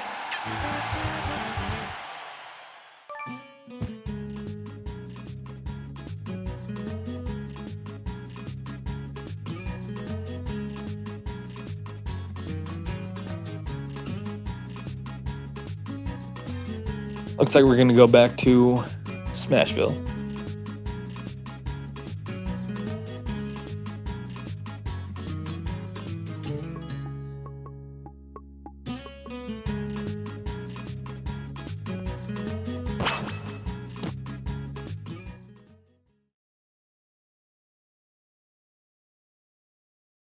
Apex says, bro thinks he's slick. Bro really going Diddy over Zero Suit Samus. I sincerely hope that is the Apex we imagine it is.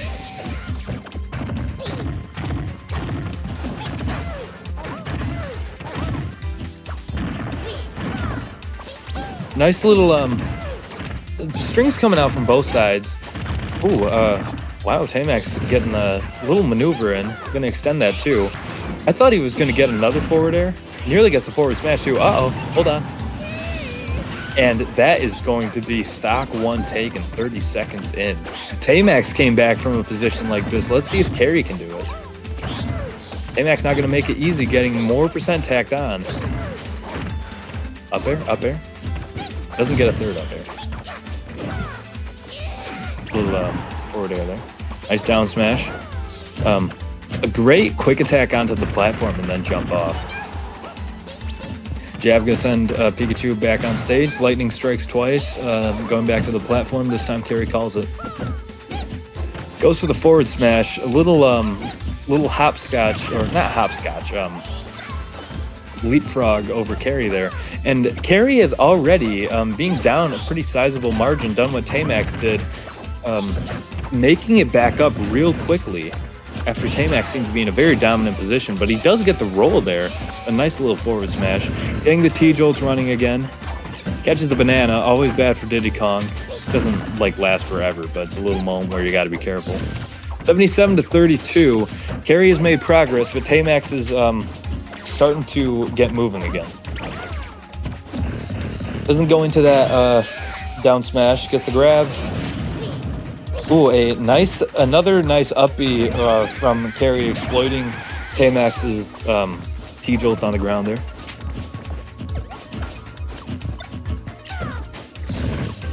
Nice, ooh, doesn't get the up smash. That was looking real close, but a very good little hop back to avoid a punish with the banana. Throwing out some jabs at the ledge, trying to cover maybe like a ledge attack. Oh, hold on. He's like, Carry goes to the platform, I think, to stay out of like thunder range, which could be scary. Like a forward air would do it here. Down air definitely would. Pressuring the shield, getting the down tilt. This is scary for Carry.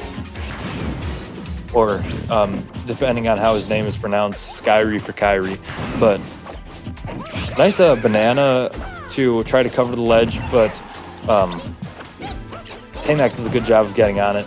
Pikachu lacks that many kill moves. You really got to commit to up throw kills? I guess it does. Okay, well that's going to be set. I thought that was going to kill, and then I thought it wasn't going to kill. Anyways, that is going to do it there. I thought that Tamax would go for a back throw, but I don't think... What back throw have killed? It was at the center. I don't know. Up throw did anyways. But that match really went like back and forth because, as I was saying, if Pikachu wants to get a kill outside of the range of getting like a Thunder Confirm or something like that, you just have to commit for going. To going for like a laggy or strong move. You got to go for the forward air or the down air or a smash attack or the dash attack. Dash attack does too. Okay, it is our favorite Ganondorf player in the chat. Everybody wants to hear Apex. We'd be happy to have you. You would be a big viewership draw. I don't know the history with you and Austin or whatever, but we'd like to have you. Anyways, so both players sticking to one character, knowing quite a few, but Carry sticks to Diddy and Tamax sticks to Pikachu, maybe more comfortable with the matchup than he is playing Cloud, and the T-Jolt definitely worked out quite well. What I kept noticing is, like, obviously, when you talk about Diddy Kong, you're talking about Banana, but Pikachu kind of had, like, this is the first time, at least in a while, I can remember seeing this matchup. So I think T-Jolt kind of has like the same commanding presence over neutral and over the game as Banana does for Diddy Kong here. Anyways, now we're gonna have Ryzen versus who was it? Shane? Yeah, Ryzen versus Shane. Okay.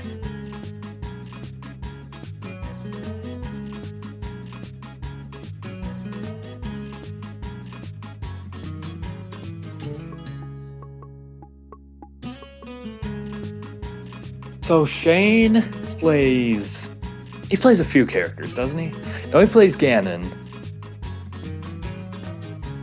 I don't know what else. I think does he also play Wario? He might play Wario. Maybe I'm thinking of average.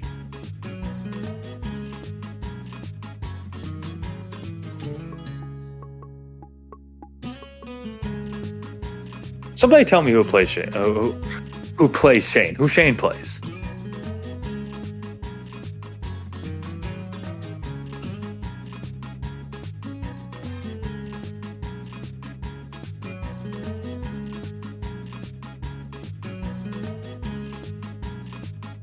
Getting ready for Shane to join into the lobby. We did delay this match a little bit so that we could get streamed because this is winners. We're supposed to be streaming winners, but we decided it seems like we decided we'd detour into losers a little bit. I don't think Ryzen and Shane were ready to get their match going at the time. Okay, so Shane plays Wario, it looks like. But I know he does play a few characters. I thought he was a Ganon player for some reason. Maybe he does play Ganon too.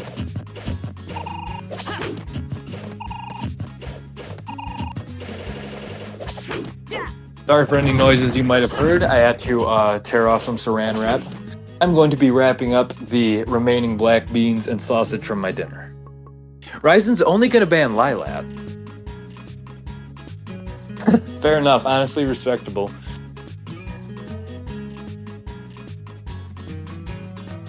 So, probably going to be a Ness versus Wario. If I had to guess, I mean, it's the most intuitive way for this to go.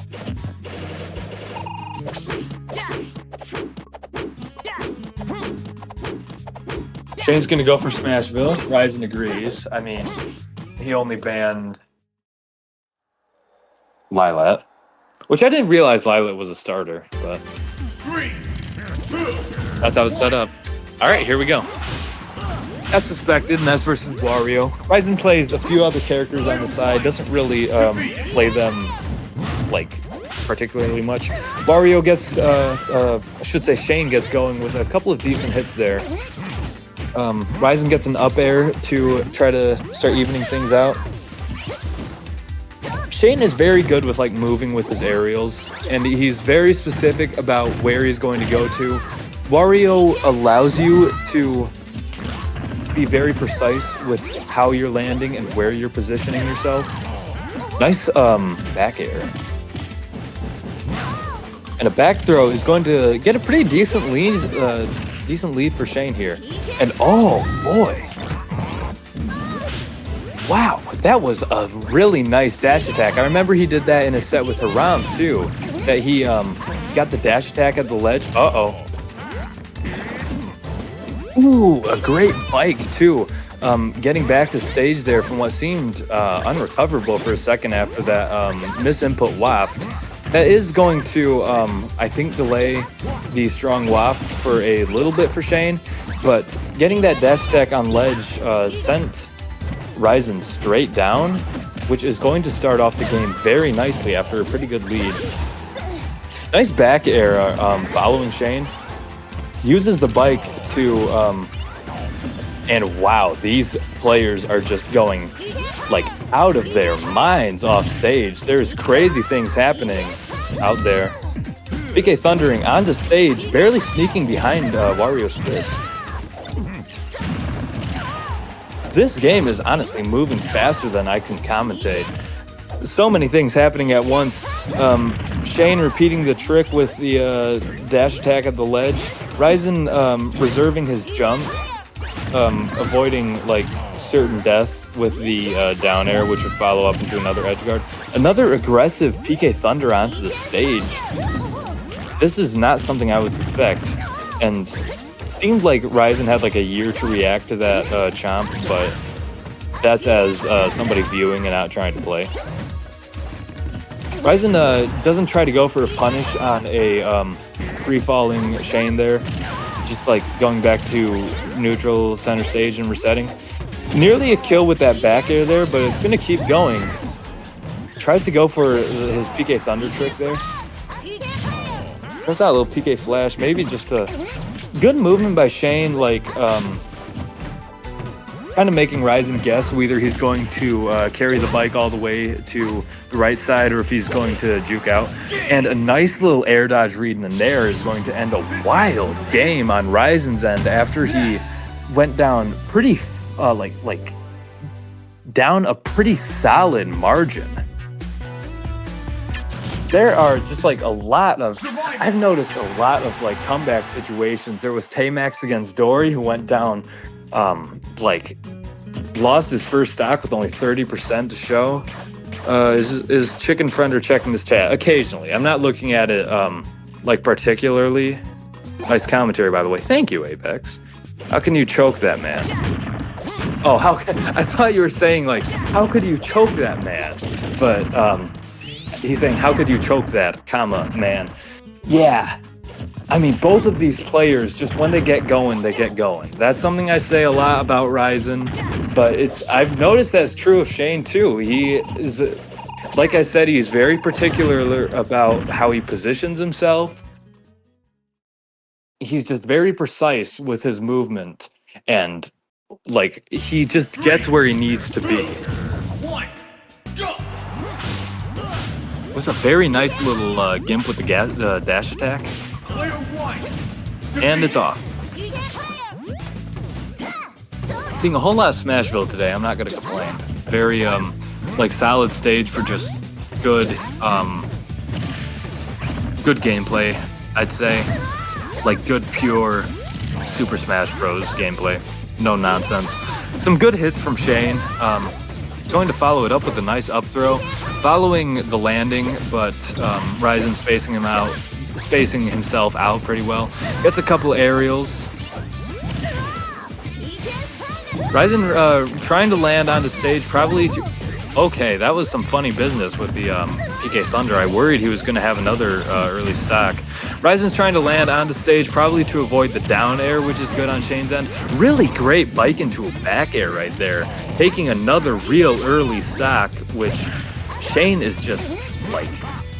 When Ryzen gets it going, he gets it going, but but the bike is gonna like send Wario a mile back onto the stage. Look for a moment like Ryzen might have had him there with a great use of the platform, trying to let it carry him as far as possible, and then going for the air dodge read with the forward air. Almost gets the PK Thunder like little trick where he sends it off stage, and then he what do you call it? The PK tackles himself onto the stage when they go over it. But it clashed on the ledge. Ryzen's building up more percent to try... That might have been a misinput. I'm not sure. Shane could feasibly get a win here without the WAP, though. Like, it's looking pretty good right now. He still has a decent amount of stock to go, and he has 62% built up. 2 forward airs, and a great forward throw. Chasing the get up onto the platform. So that's 2 instances of using the platform quite well. Didn't quite work on Ryzen's end. Sent Shane like an inch away from the blast zone, but that bike just covers so much space.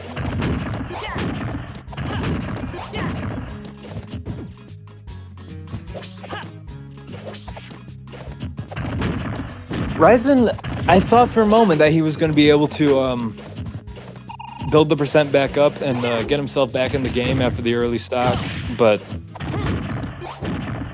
Ryzen he has made some pretty insane comebacks.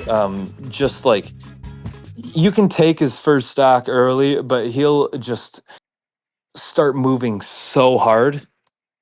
3, 2, 1.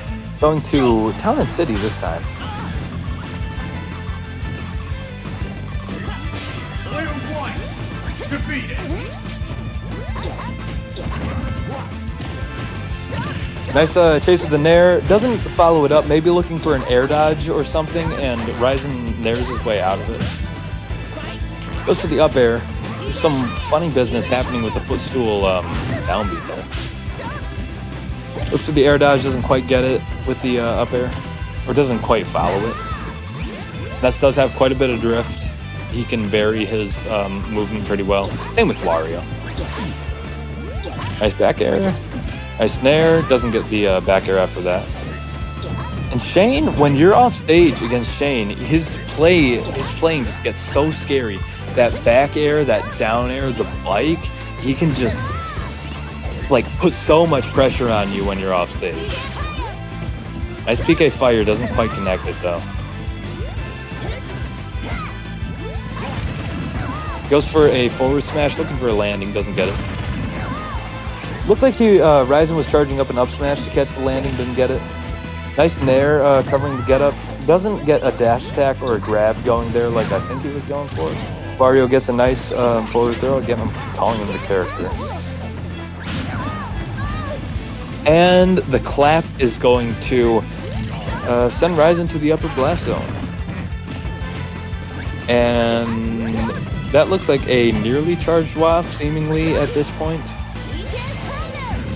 PK Thunder goes way up there, but the bike is going to soak it to the back tire. Hope Wario has a spare for that. Ryzen picks it up. The bike is changing places like the child of 2 divorced parents. Nearly goes, gets in position for a WAF there, but does WAF have a sour spot? It seemed like that should have killed. But goes for it after the nair instead of the up air.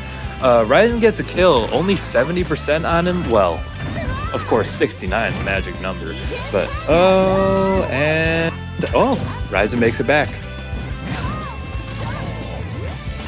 Ryzen could feasibly, pull some nonsense and come back from this. It's going to be hard, and Shane is, just always seems to be making the right plays. But if Ryzen activates his Ultra Instinct, then he could get it going.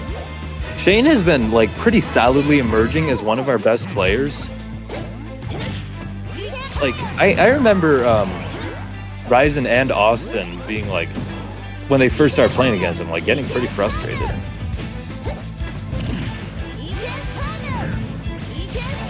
Nice PK Thunder.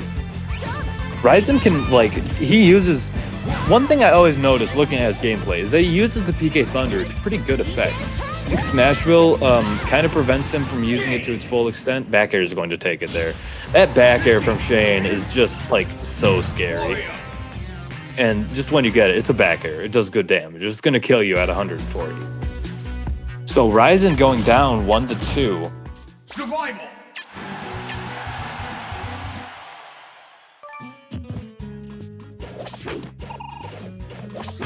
I'm trying to think of what other characters Ryzen might have. I mean, he's known for Ness. I've seen him play Falcon. I don't think you'd really want to bring Falcon against Wario, though. Like, I think the combos just become like really brutal on Wario's end.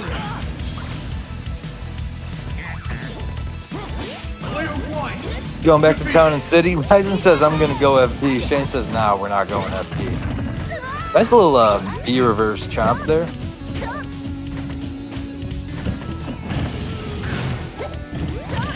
Ooh, good DI in. Ryzen does get a up air to compensate. That's for PK Thunder fire, sorry. Shane bikes over it. Nice PK Thunder there. I think bike is really good for Wario, like in neutral situations, because it beats out PK Fire and PK Thunder, and I think it beats out some aerials too. I believe ground moves generally have priority over air moves. Nice back air. Ryzen's going off to a much better start this game. Looks for the bike there. Doesn't get the up air, even though he's like pretty close to where he would get the hit. Ill-advised PK Fire, maybe looking for a rollback. Doesn't get the grab. Shane could just start like piling on a bunch of percent. Ryzen needs to be careful about, he doesn't need to get the kill immediately. He just, all right, well, he does get the kill basically immediately. I was gonna say, he just needs to not take too much percent before he gets it, preferably. Just wants to play it safe.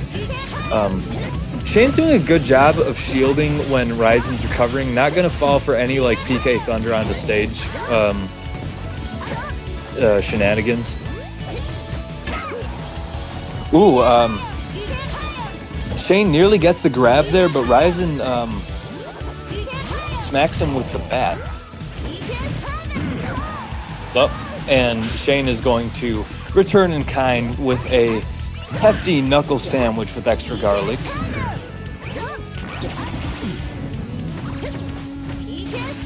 Uh-oh. That is a really unfortunate end, just barely missing the ledge. And Wario laughs his head off at it. Oh, that hurts. That is unfortunate, just barely missing the ledge. And Ryzen was having a really nice lead there. Would have brought it to match point. Damn, that hurts.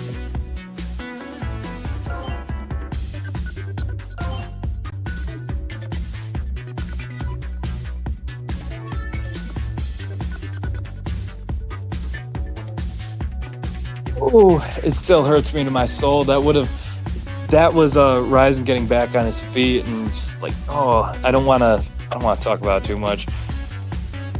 I don't want to talk about it. Blue posts a little picture of the I don't know what you call it, like the meme of the astounded guy, like rotoscoped onto Arthur's fist from that ancient 2016. Looks like Ryzen's got to do his world-renowned losers comeback. Shane operating very well in all of those matches, though. Really pressuring hard off stage, getting like those dominant leads first stock in like 2 games in a row. He lost it once after Ryzen started like really picking up the slack, but kept it the other time. That unfortunate loss is going to fuel Ryzen through losers. Now it looks like we're going to be looking at Ryzen versus Tamex. So it looks like finals, grand finals are going to be Shane versus Ryzen or Shane versus Tamex. I believe that's what we got up next, correct?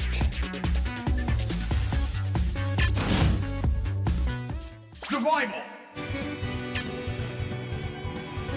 Yep, and there they go. The Saints come marching in. Ryzen and Tamex going to, can I guess Smashville? I'm going to guess Smashville.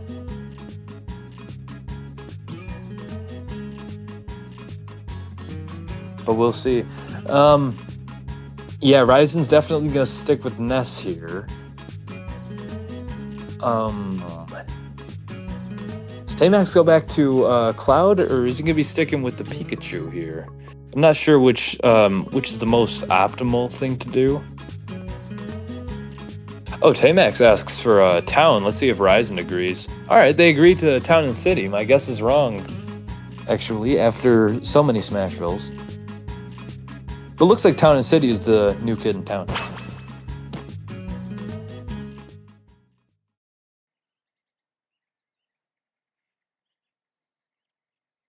This is like a classic matchup right here. Tamax versus Ryzen. This is just like tried and true. Tamax is going to go back to Cloud. Ness isn't going to be as bad as Lucas, who has more mobility and I think can interrupt Limit harder. I think both of these players have played this matchup against each other like so many times. Good PK fire, doesn't get the dash attack. Tamax doesn't get a nice back air. Doesn't get 2 forward airs, takes what you can get. Back throw, and the PK Thunder comes out. Nice, like going low to recover. Tamax doing a good job at holding shield, not falling into any PK fire. Good down air. Ryzen techs it, and Tamax is not going to be in the right position for the cross slash. Lands with the down air though, and an up smash. Doesn't kill though. I thought for sure that would kill. Looks for a roll, and that is going to mean a classic Ness back throw. Looks for another roll. I think Tamax is really ballsy about how he throws out his smash attacks. It can give him rewards. It's just he's better at it than I am, and he had iframes there, but I would not be getting away with these smash attacks. I would be a dumbass about it. And he barely manages to shield that PK tackle, which would have been a pretty solid bit of extra credit, and gets the up smash out of it. Tamax does. Looks for the up throw, putting Ness in a juggling situation. Ness has a lot of drift, but not a lot of great, like, any particularly great ways to land. Doesn't get the jab lock or any kind of tech chase. I don't know why Tamax didn't get a punish there, but nice nair, barely. Nice recovery too. Tamax always makes sure, when possible, to go as low as you can, which keeps him from any complications from not grabbing ledge. I was going to say something, but I forgot. And back throw is going to take 2 stocks there. Basically nearly kills off the top. Obviously a very, very strong throw. Strongest back throw. Strongest throw in the game, I think. Survival. That's the for glory special, the Ness back throw right there. There are a few for glory specials. When you hear for glory special, you may think of Little Max side being off the stage. But I would argue that the Ness back throw is just as important to the For Glory ecosystem. But Ryzen used it at center stage there. Usually the For Glory special would be shielding at the ledge and waiting for them to run to you and then back throwing them. Going back to Town and City, K-Max goes back to Pikachu. I'm not sure how much better Pikachu would be against Ness. I know Ness has Magnet. Like I was talking about earlier. Ness has got Magnet. Pikachu can like run with the Thunder Jolt.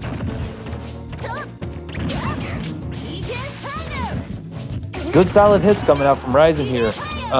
Catches the roll with the down smash there, covering space on both sides. Now Tamax is trying to reset things, trying to build up some percent back, trying to get a string going.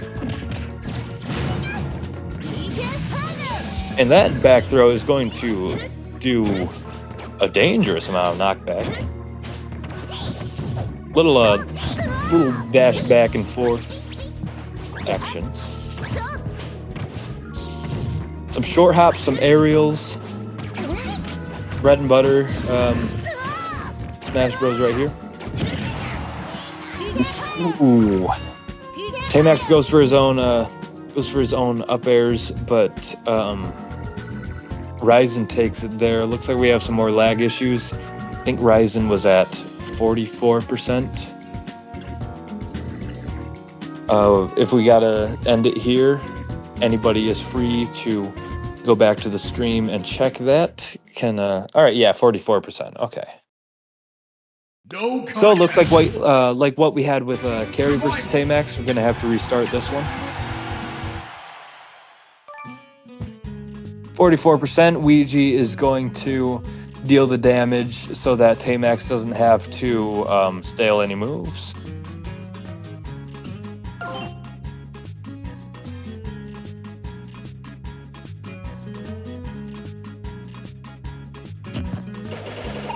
Looks like Ryzen's gonna quit the lobby and come back real quick to try to fix the lag issues. Yeah, Ouija says in chat, I'll deal the damage. That's what my dad said to me when he had the belt. All right, Ryzen joins back into the lobby.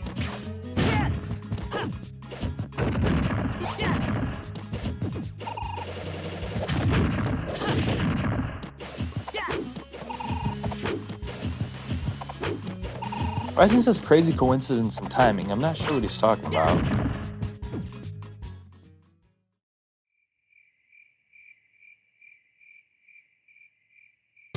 Three, two, one, go!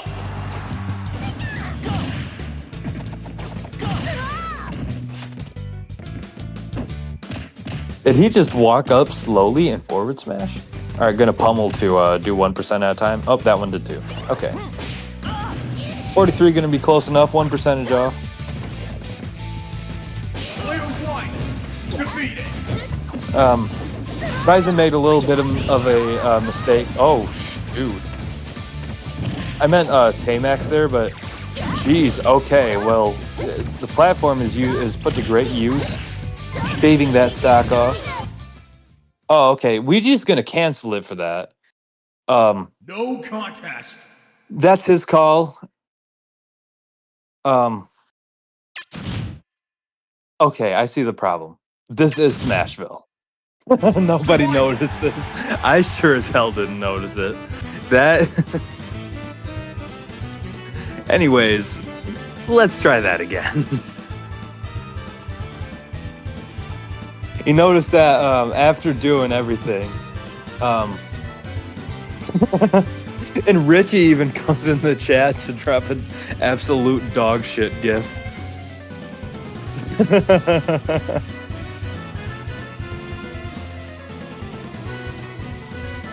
Oh, that's funny. We're having some funny moments here. Some Family Guy funny moments, you might say. Because we're all a family here. Anyways, we're going to repeat that real quick. Ouija's going to do the damage to Ryzen. Tamax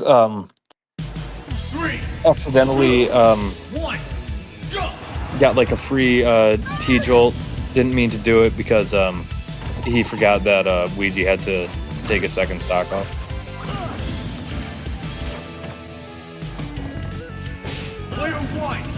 defeated. Okay, I guess they're just gonna play from that point where they had just where Tamax had just taken Ryzen stock. Fair enough. I mean, he worked for that, even if it was on a wrong stage. Sometimes you gotta, like, this is kind of a especially bizarre sequence of events that usually this wouldn't happen, but sometimes in situations like these where you're playing online, you have some weird situations like this. So, handled pretty well, I would say. Ooh, that back air is going to do a lot of damage, or a lot of knockback. Nearly sends to the blast zone. Nice run in there, and the, geez, it seems like it's just over as it begins for this like Match spread out over 3 games.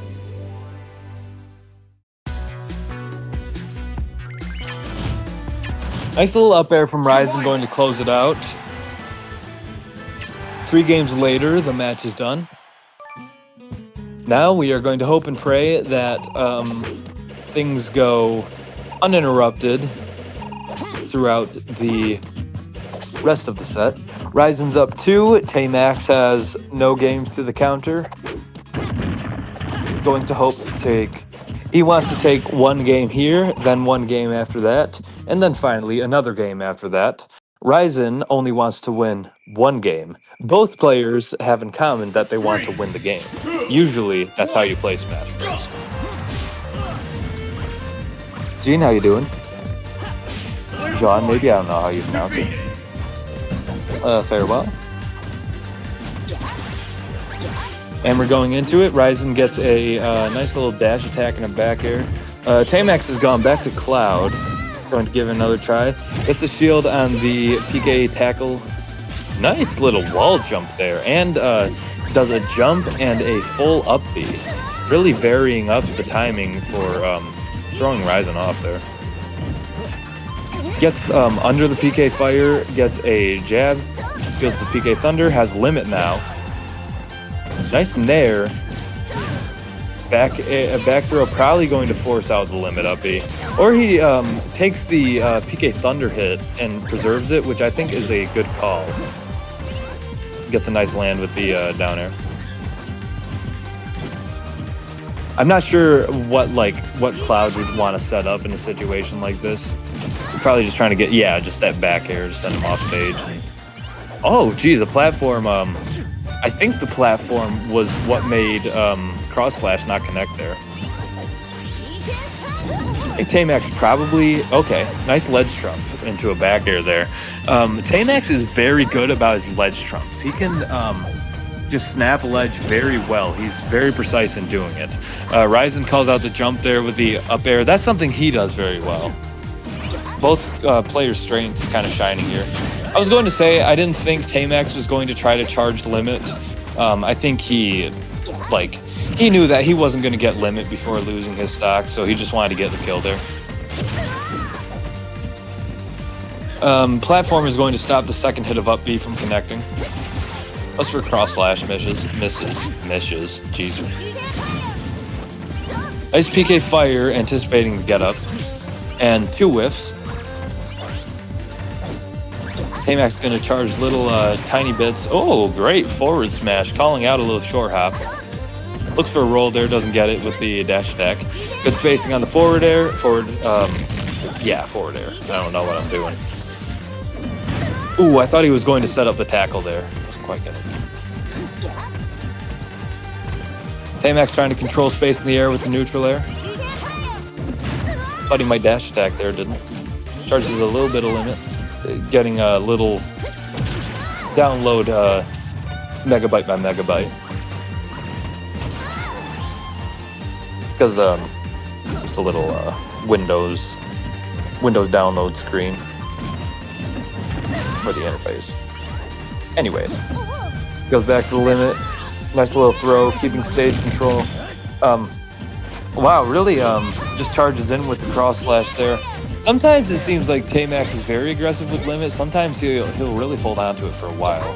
I think he was kind of anticipating that Ryzen wouldn't expect him to use it as soon as he got it, which was a pretty good call.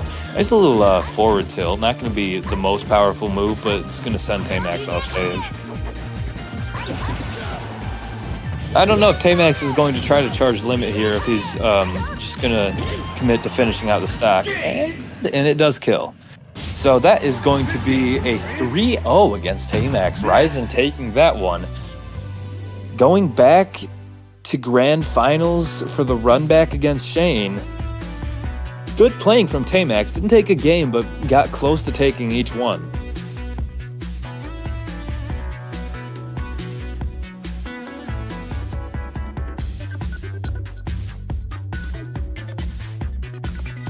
But good consistent play from Ryzen.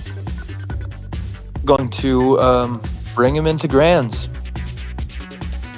Where, as I just said, because I have dementia and will not remember something I said 1 minute ago, he will be playing against Shane. Now, I'm not sure if he's going to be sticking to the nest like he did last time. Again, I'm trying to think of the other characters he has. He's got Falcon. Survival.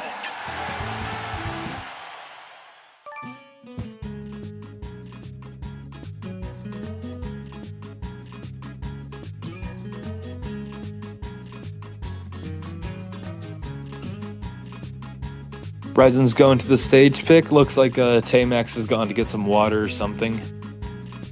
Pretty unfortunate loss. You hate to see it, but he got pretty far. He did well.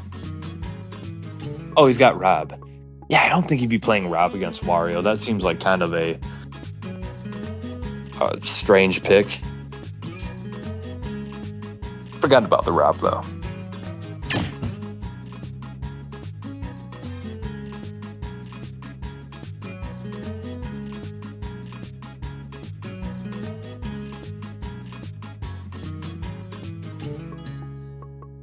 Tamax for I guess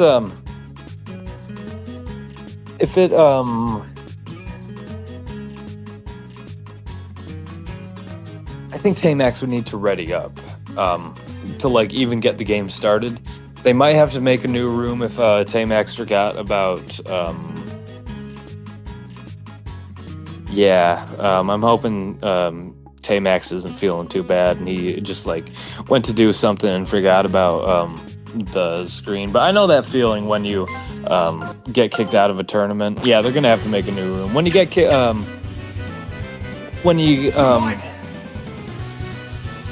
when your tournament run ends and like you walk out of your room, you're still on that screen and it hurts, man. It really hurts. Otherwise, if he wasn't stuck in that screen, they could just like throw him off and wait for him to die.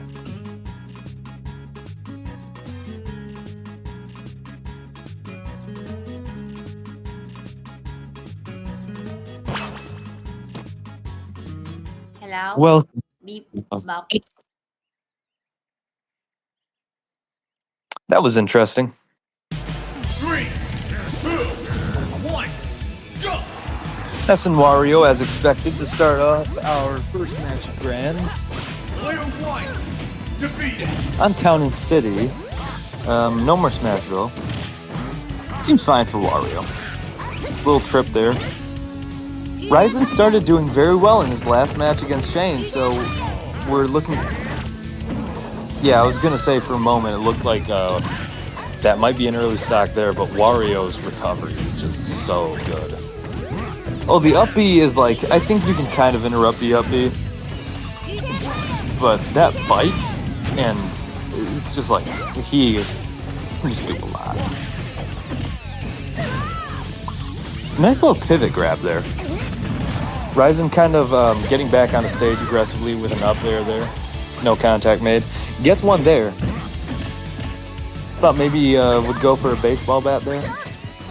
Looks for a back air, spacing him out pretty nicely. I think this is another situation where Shane doesn't need to engage. He can charge his waft up. Waft? I think it's waft. Yeah, it's waft. I like waft though. It sounds gross like the move is. Anyways, Shane got enough hits into, okay. Ryzen's going to take first stock with that ever critical up air that he gets so many kills from. Shane did a good job of getting the percent back on Ryzen though. Bike is going to snag Ryzen there. Nice chomp covering the neutral get up. Wario goes for that a lot on ledge. Air dodge doesn't like come in quite right.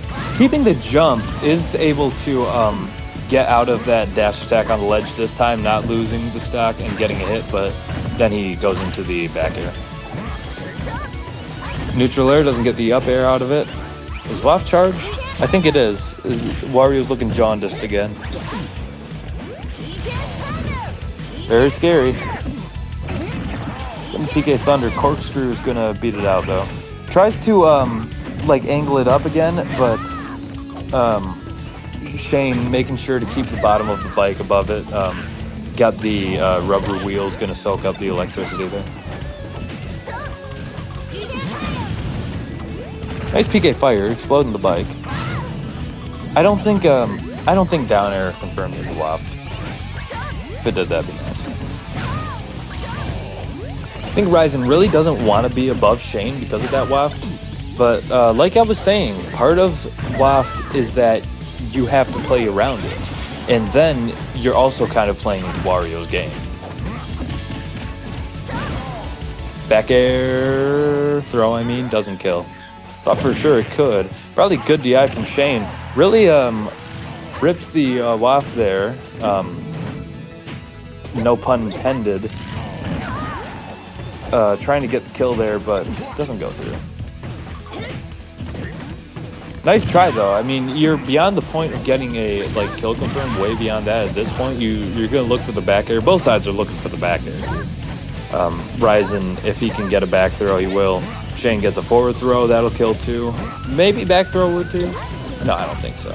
Anyways, playing quite carefully. Back throw, and that one's gonna do it. Round one goes to Ryzen, a very close match. These are going to be nail biters, I think.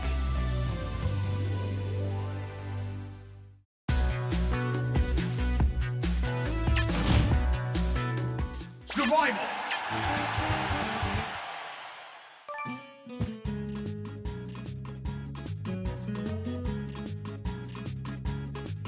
Shane offers Smashville. I don't think Ryzen would dispute that, but we'll see.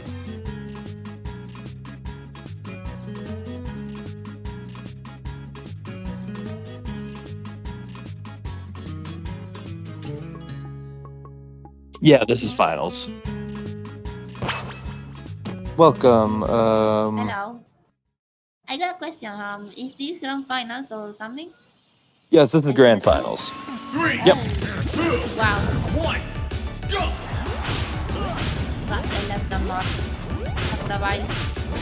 Thanks for coming in. As commentator, I do have to ask you, no mean intentions, just to remain muted while I'm commentating. Thank you.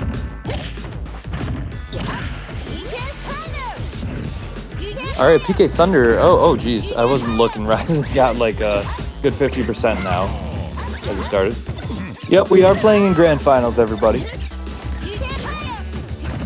Tinka es una abusadora, no tiene que estar aquí.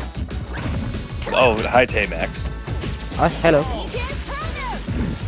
He's gone, jeez. Everybody's infiltrating it as soon as grand finals comes on. My Spanish is okay, but not good enough to understand that. All right, now already in high percents. Ryzen chases with an up smash there. Gets the neutral air too. Ooh, a very good oh dang. I think Ryzen should have waited a little bit, like floated down a little bit and then got the PK Thunder going. You'd also be at the mercy of the down air if you did that, but Shane's using the dash attack at ledge really well right here. Just like all throughout all of his matches with Ryzen. Now I think he's honestly just gonna stall. Oh, doesn't get the waft kill. Ryzen was at pretty decently high percent and the waft was, oh geez, okay, that's gonna do it. And Shane is gonna close that one out before the 4-minute mark. So we're going 1-to-1, back and forth, back and forth. That's what I'm saying. Everything is, it seems like every set has a match or two that like end a lot faster than I expect. All right, Shane's gonna ban FD, which, I mean, isn't super surprising. Ryzen's gonna go to town then. Okay.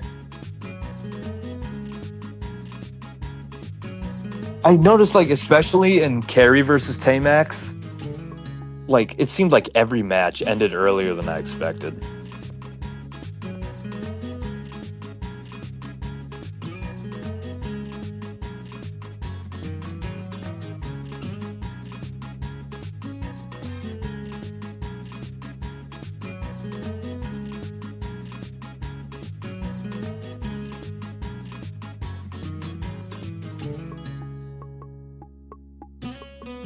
I saw that weech. Yeah, I won't say what it is, but that's pretty funny.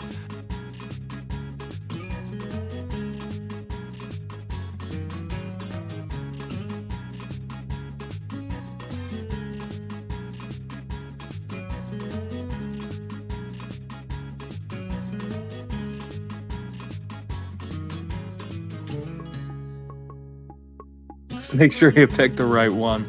Anyways, all right, we're going to be going into town and city. I think both players are going to stick to their mains. I don't see any reason why Shane should switch. Since somebody, it might have been Apex. I think it was Apex. Somebody was saying that Wario has a winning matchup against Ness, which catch these hand, he says.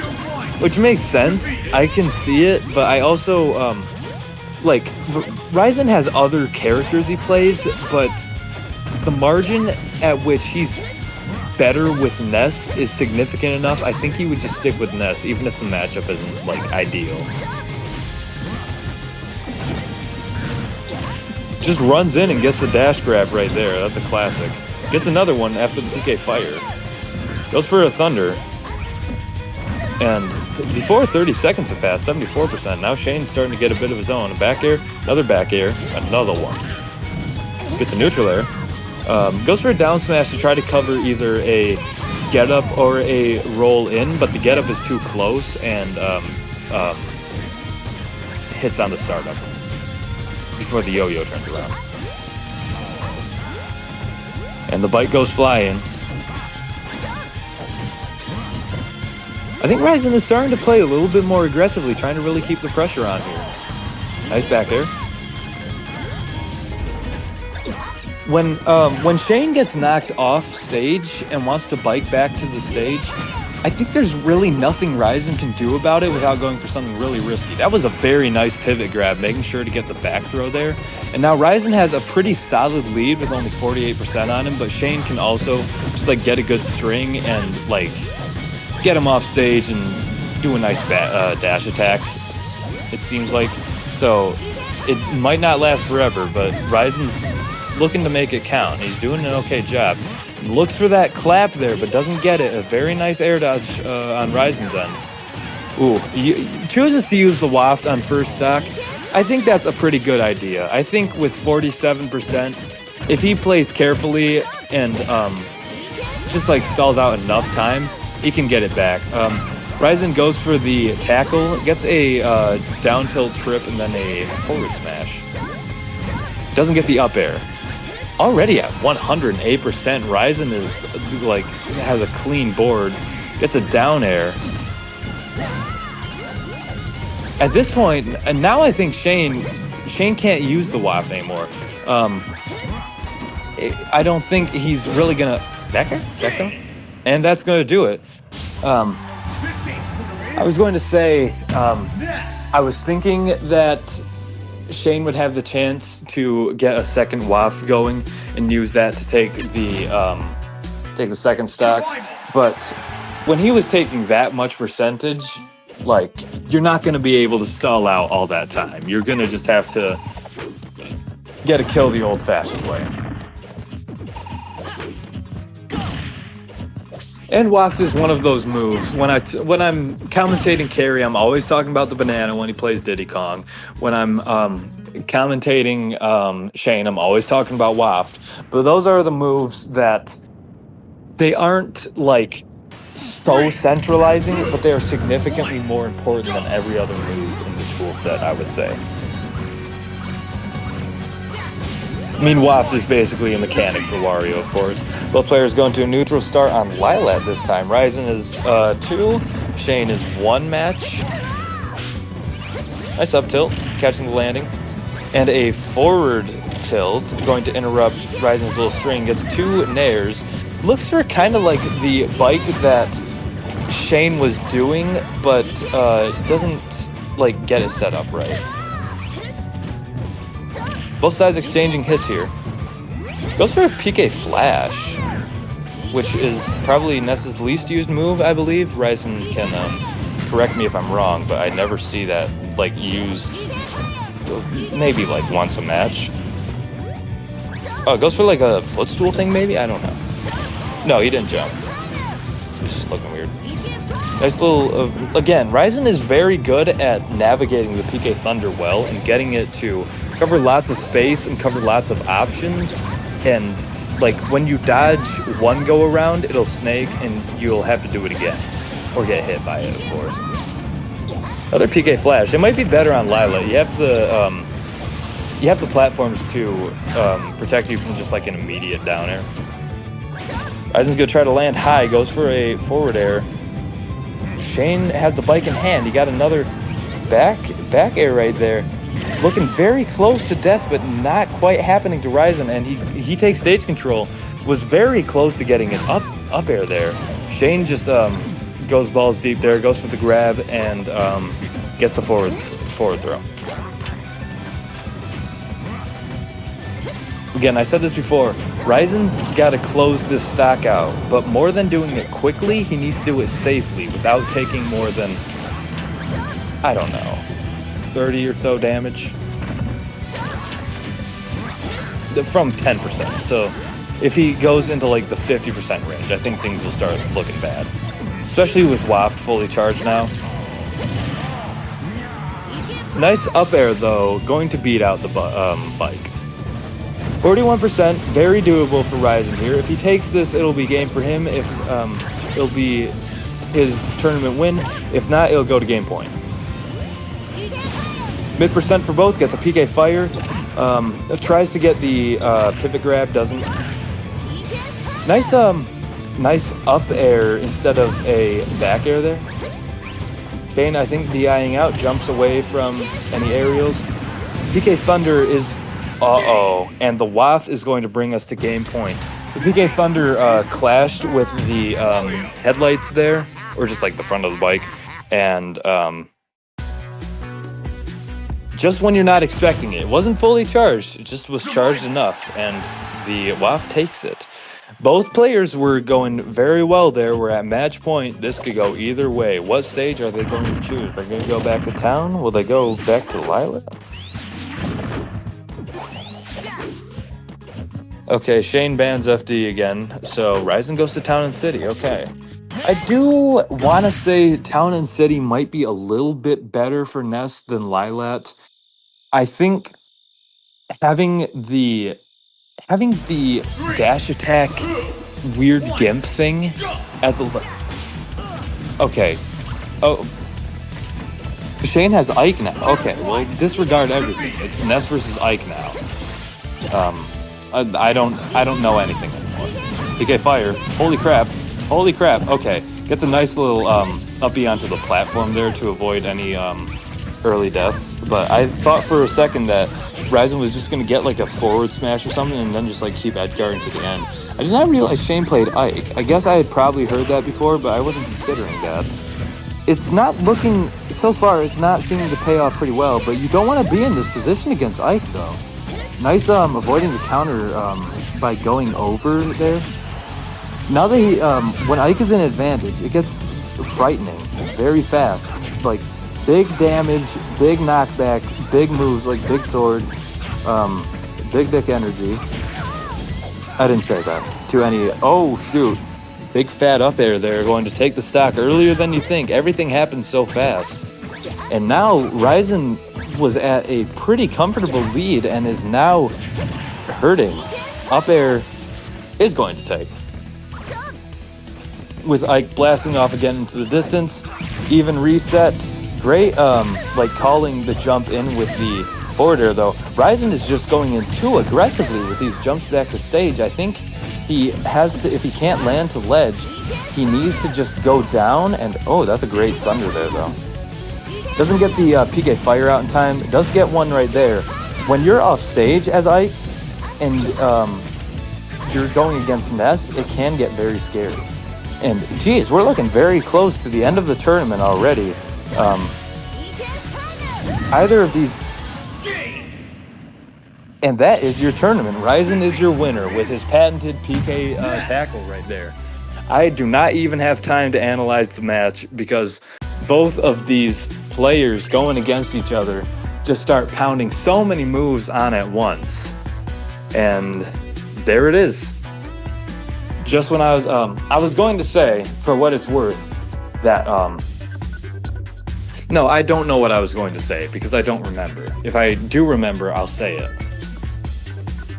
Okay, I think I was gonna say that, like when you're off stage as Ike, it's scary, but when you're off stage as Ness, it's also scary when you're, playing against the other characters because they just have like so much, especially when you're Ness and you don't want to have to use your up B, so you want to go to ledge or you want to land back on the stage.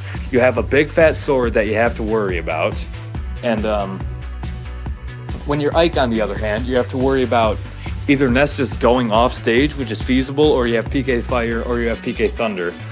And you can get some things happening with the tackle, which is, in the end, what Ryzen did to win this tournament. Maybe I can get him in here for a... Oh, there's a bracket reset.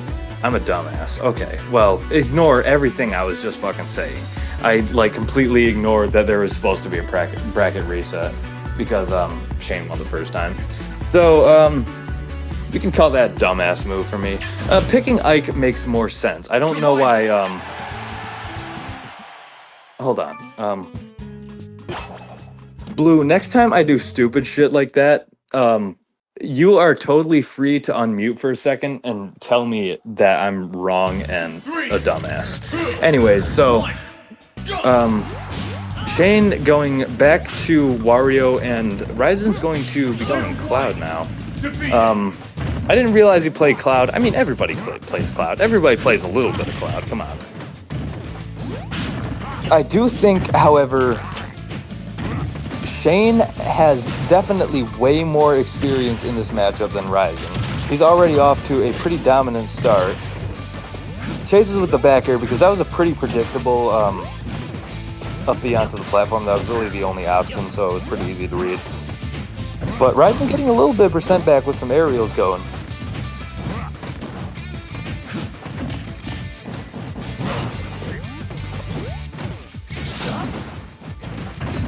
Doesn't snap to ledge and has to burn limit, but does get back from under the stage, which is nice. Doesn't go for the Ryzen doesn't go for the like finisher hit, the downwards half of Clim Hazard. Oh, that forward smash was like that was a move right there. Shane doesn't get a huge punish out of it, but not gonna be an easy way back to the stage here. Ryzen does like wait out the edge guards long enough to get back. Forward throw isn't quite enough damage. Shane does have bike, and it is going to be the end of Ryzen's first stack. I think Cloud is kind of a weird pick here, honestly. I think, I mean, even with what Apex was saying that Ness doesn't do well against Wario, I think it's still preferable for Ryzen to have Ness. I don't know. Ryzen knows Ryzen better than I know Ryzen. And I do know Ryzen. I know a fair bit of Ryzen ball knowledge. But starting out with maybe, oh, nice little, it doesn't work, but looked like could almost get like a call out on the run in there with the up smash. Yeah, this one's looking like raps for Ryzen, honestly. Shane is playing out of his mind. Nice back air. He does have limit. If Really puts in overtime. Okay, yeah, he should have just gone to ledge there, honestly. I mean, hindsight is 20/20, but you're trying to save your limit. That's a pretty good call on going for the back air onto the platform because it's the intuitive thing to do as a Cloud player there. Maybe Ryzen could have thrown out a Nair, but then again, Shane was at low percent, and a Nair probably would have, like, wouldn't have been safe on hit. Probably what would happen if he did do a Nair there is that Shane would run up, grab, forward throw. But anyways, we are going to go into our second match of the bracket reset. Shane bans a Final Destination. Ryzen picks Battlefield. Maybe he's going to stick with Cloud. Best of 5. It's going to be a best of 5.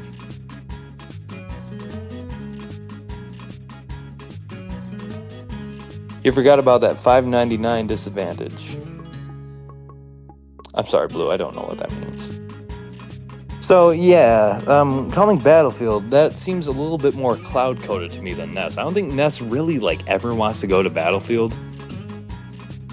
Like, if you're playing against Little Mac, I'm sure you'd want to, but... This seems like kind of a strange Ness pick, is all. So that's what makes me think he might be going Cloud here again. Maybe I don't know, maybe he'd go Falcon. He wouldn't be going Rob. 3, 2, 1, go! Okay, well, I just have no fucking idea what's going on anymore. Our Nest player is playing Cloud, and our Wario player is going to play Charizard. I think he could see what was going on with the Battlefield pick, meaning Cloud, like I just said, so he went Charizard for that.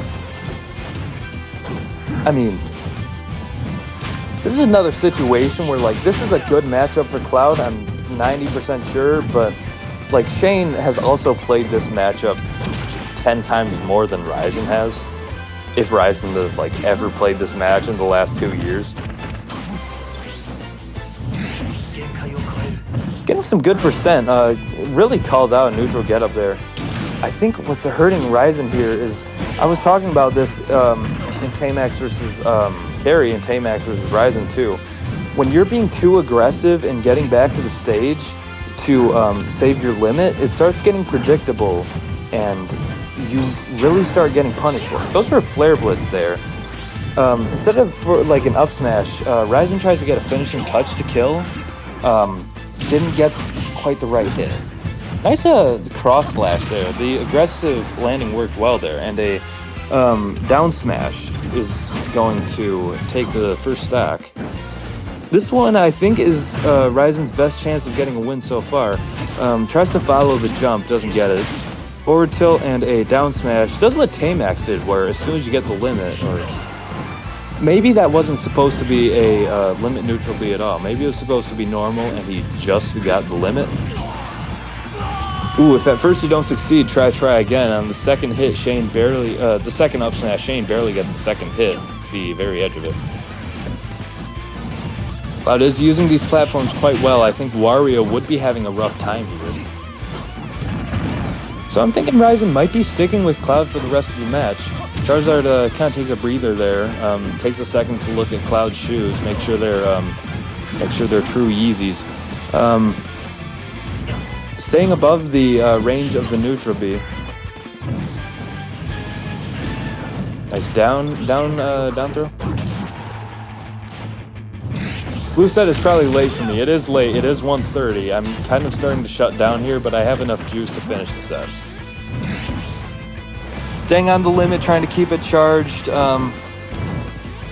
Not going for a too aggressive landing. Going for an up smash just in case Shane happens to drop shield at that moment. I think that's a fine play.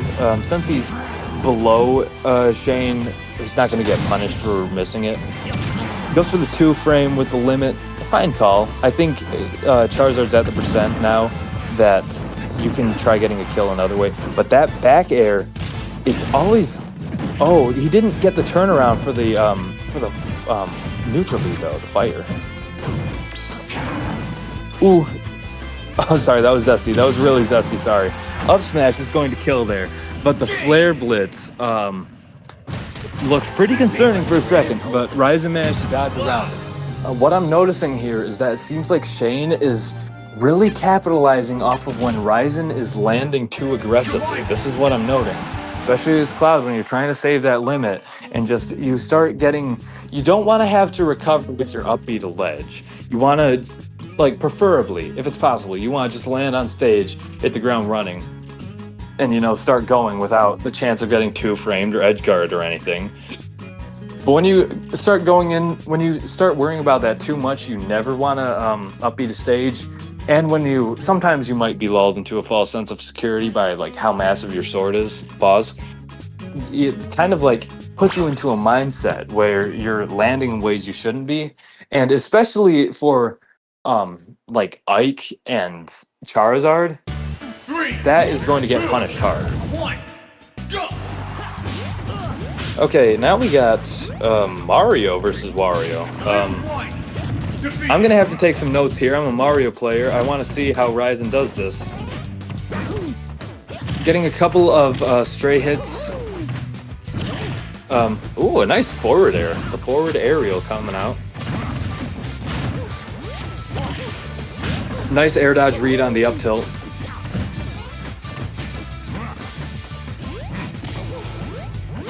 Tries to stuff out the neutral air landing with an up smash. Very great anti-air. Poise the chomp, gets a back air, another up air, another up air, another one. Goes for a fourth, no luck. Gets a jab. Goes for a little bit of the super soaker. Nice cape in air. Good Mario players do this. I don't because I'm not a good... Ooh, the up smash. And that's the power right there. That's why Ally spammed the shit out of that move. A good Mario player, not me because I'm not a good Mario player, well, a lot of the times they'll cape when they're in the air after they've been launched so that their back will face them so that they can back air towards the other player. He does it again there. Charges a bit of flood. Ooh, gets a footstool to get back. Goes for a cape and a very scary looking forward aerial that could have maybe sealed it. Shane gets a nice up smash of his own there.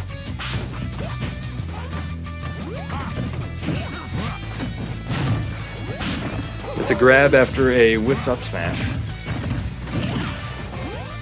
Another up smash. Another up air. Another up smash. Another up air. Another up air. No up B. A little bit of a lag spike. Another up throw. Another up tilt. Another up air. And now we're doing things forward and back. A lot of percentage gained off of that on both sides. Nice turnaround chomp, a little B reverse there. A lot of the times, I do it a lot when you're off stage. Like a lot of characters that have a spiking forward air. Like when you're off stage, you throw it out because you're going to recover either way. It's like, what if they run over there and walk into it? Wouldn't it be funny? Ooh, look for a forward smash there. That's the down throw forward aerial onto the stage. Ooh, and the waft is going to do it. And Mario has been farted to death. That was working out pretty well for Ryzen. We'll see if he keeps going with that.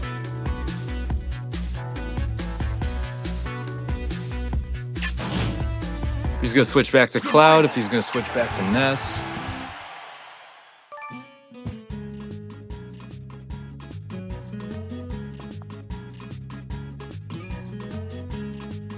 Blue says that bear extend costed him on the up smash. It's true, yeah. I think he could have saved his stock a little bit longer. Ryzen goes to town. He goes to town, but Ryzen's going to or is he banning it? No, the loser pick. So he's picking town, town and city.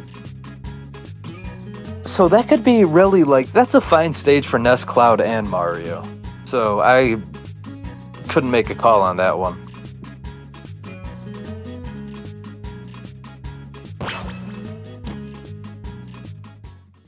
Shane now I think is going to be sticking with Wario. Shane has been doing a good job at adapting to Ryzen's picks. 2, 1, go! Oh, okay, he's gonna go to Captain Falcon like I was like I was maybe considering. Shane goes Falco here, trying to like again roll with the changes, keep his own selections mixed up. Looks for knee there. Already at 71%. I had to zoom in and I lost track of the screen. Ooh, tries to get the landing there with a forward smash, doesn't get it. Gets a dash attack on the landing forward there. Nice up tilt. That's a great move for Falco. Especially in Ultimate, but it's good in this game too. Doesn't get the grab. Nice little shine, getting an extra 35 so percent. Gentleman jab coming out. Trying to hit the side B with that down tilt. That thing does like... Falcon sticks his leg out pretty far there. Looks for a side B to kill. Now Shane is getting the percent and Ryzen has kind of run dry. Nice jab, preventing a up smash to punch. Looks for his own up smash there. Doesn't get it, but does get the back air to kill. There are things Ryzen can do to kill here. Like, if he had rage there, that would have killed. Gets the up smash there, covering the jump in, though. And we are back to the second stock, 0%, 0 and 6 now. Down throw, neutral air, up air? No up air. If Shane wins, he is the tournament winner. If Ryzen wins, we will go to match point. Tech in place. Shane grabs that with the jab. Tech back. Sometimes Ryzen can punish the forward air landing. Sometimes he can't. Sometimes Shane gets the jab down. Goes for another up smash. A little advised in my opinion, but could have worked.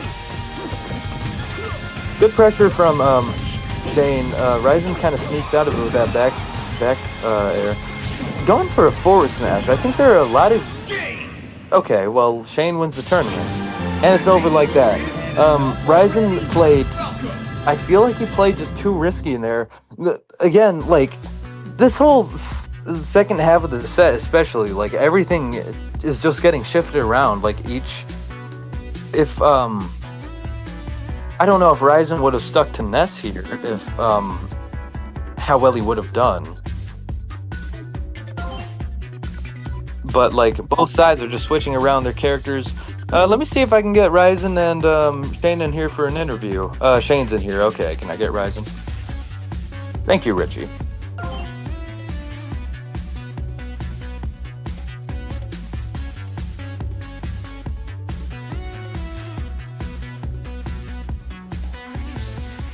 Oh shoot, I gotta come up with my questions. Carrie's always better at this.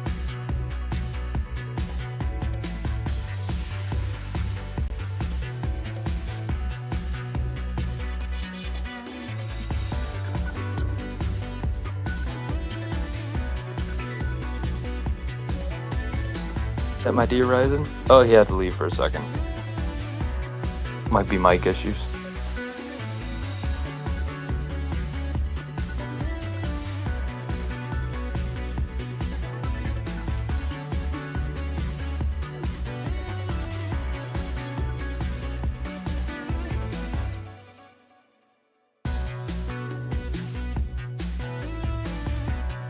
I've gone silent for a moment because I'm thinking of my questions.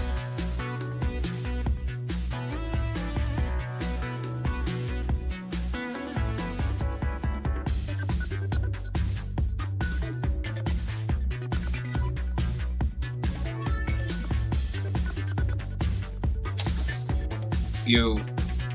Hello, Ryzen. How are you doing? I'm doing all right. All right. Shane, does your mic work? Yeah, I'm doing something. Sure, Mohammed.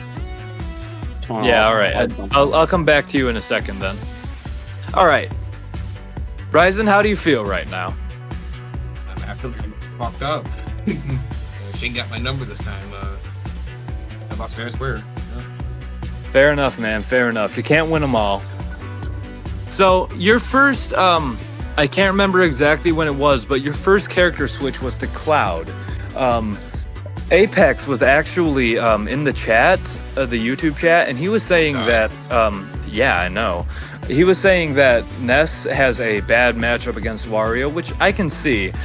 Did you go to Cloud because Cloud like feels better as a character going against Wario? But I wasn't feeling it. I was like kind of matching. I was like, I mean, playing well. If you want my opinion, sorry to interrupt you. I'm supposed to be asking you the questions, but like, in my opinion, if you're not Tamax, like you pick up Cloud and it encourages you to just mash. You have a sword that big, you have like moves that obvious, like it's a natural mashing character. Anyways. Usually I play a little more patient with Cloud. Like I just wait for them to move first. But like Shane is like his movement is good. He doesn't really fall for like mind games that well. Like I noticed the movement a lot. That's one thing I commented a lot on with Shane. So after Cloud, the Cloud was working okay. Like it did some things. Then you switched to Mario, my main. Were you anticipating to go against Wario for that, or were you looking for like Charizard and Ike? I was looking for like Wario. Like okay, let me try something he hasn't seen. And like it worked well until I just ate that walk. Died at 60. Yeah, I know it hurt me, man. It hurt. I was like, I felt like I knew he was gonna do that. I was about to upbeat, but I didn't do it in time. It hurts as a Mario player. It hurts to see. I knew he was going, but I was like, my percentage is too high for him to like go for like a setup. I was like, okay, this is like the best opportunity. He's just gonna go for it raw, but you just couldn't get it out on time. Yeah, it hurts, man. Shoot, I had one I was going to ask and I forgot it. So like a second, I fast out. I was like, oh no, I feel I die. Dude, I was so mad. I lost. I'm like, you gotta be kidding me, man.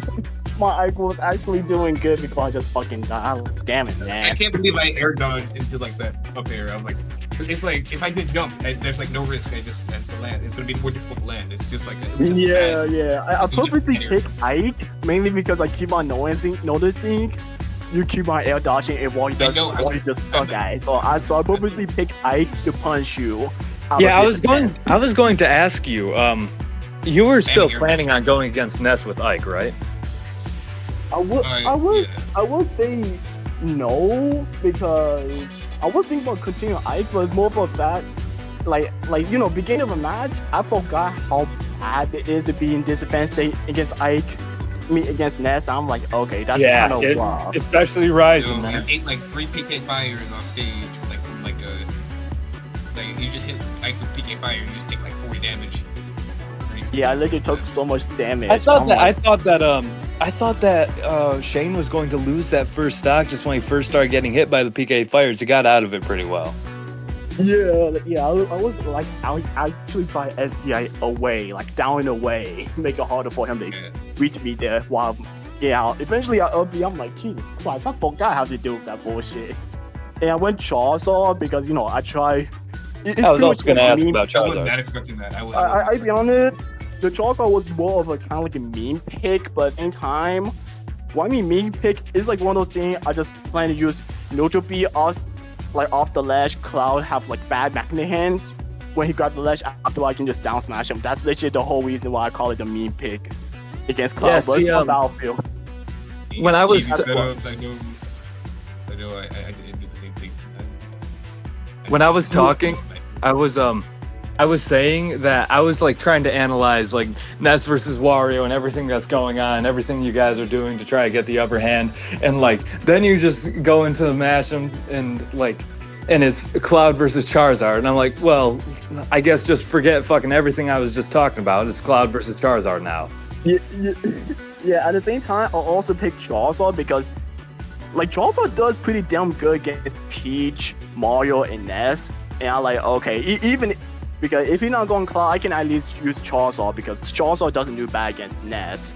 So, that's like one of those... Charizard jab is just broken. Yeah. Usually I usually say my Charizard is a meme pick, but sometimes I do have a purpose of it. And Charizard is more kind of a dark horse. And Charizard is pretty much like a counter pick against his Ness because I know Charizard does pretty well against Ness. Same for Mario Peach. I kind of disagree with good. I say pretty well. I still think Charizard still lose to like Mario, Peach, and Ness. I'm not sure I never say Charizard beat those three characters, it's just one of those things out of all the high tier matchup or top tier, that's like one of his better one. A matchup check on honestly. Well, more like Pretty that. much, yeah. You're not wrong. Honestly, Ryzen, if you want a matchup check on Mario, it's got to be from you. You play it better than me. But I was going to ask you, Shane. So you went Wario and then Ike. What did you say again to if you were still expecting Ness? Oh, I pretty much used Chaucer. After I realized he's not going Ness, I'm like, okay, cool. I can actually just go fucking Falco, and that's it. Yeah, I wasn't expecting Falco either. I was like, damn it, I'm Falcon. You're gonna combo me to like oblivion. I'm just gonna die at like 70, 80. Yeah. I mainly picked Falco, mainly because, he have fast and faint and I can actually just cheese the fuck out of y'all off stage. That's all. I was not. Oh my god, yeah, like the forward air and the nair just like they just like sweep Falcon. They just get him. That was a big thing for when we had Haram versus Austin. That Haram could go for the Falco pick. I was going to ask you, Shane. This is your first tournament win the Fortress, correct? Yeah, my first one I got in like third place, I believe, and the second one I just got first place, pretty much. Well done. You've really come up pretty hard as a you you joined the server and you just started playing really well and people noticed it. How do you anticipate your results to be going? Do you think you can keep this up, man? I do think I can keep it up, but at the same time, I did Okay, when did Ouija say 2 more questions? I wasn't paying attention. Oh. All right, What's I'll two have more? to speed this up. Sorry, guys. Fair enough. All right. Yeah, keep talking. Sorry. I was going to say is like, okay, here's the thing. I do think I can keep it up for a long time, but at the same time, I do not think I can win tournament consistently. Besides like, Raven is also more for a fact. One of those things, it does suck about being the top of it or be the best is more for a fact. You pretty much give yourself unwanted attention. Pretty much is a good chance you will motivate them, but it's also a good chance they will, they will most likely hunt you down. It does help for a fact. Most of my victory is mainly because most people are not comfortable with Wario or most people don't know Wario gimmick. Like deadass though, most people don't understand why I banned Dreamland. It's mainly because that's legit Wario War stage. I'm not kidding. Dreamland is legit Wario War stage. I believe it. Yeah. And Waft, I feel like it's probably harder to set up with Dreamland for one, and just like it kind of restricts Wario's good movement. Well, the only good thing I would say is like the platform, but just more for a fact, the platform is kind of bad for Wario. It's mainly because it's much higher up, so often not. I pretty much forced to use my double jump compared to like 4 hop, so often not. It's just way easier to just tell, oh, he want to go top platform, so he forced to use double jump. And not to mention Wario jab block ain't shit. I cannot jab block people on that stage, mainly because, this stage works very weird. And the other reason why is also, Dreamland nerfed my leg trapping. All right, I am going to have to cut you off since we're trying to get Ouija asleep, but sorry to interrupt you, but I think it's good that you can at least acknowledge a little bit that playing a mid-tier character, you do have kind of a matchup advantage. All right, this is for Ryzen.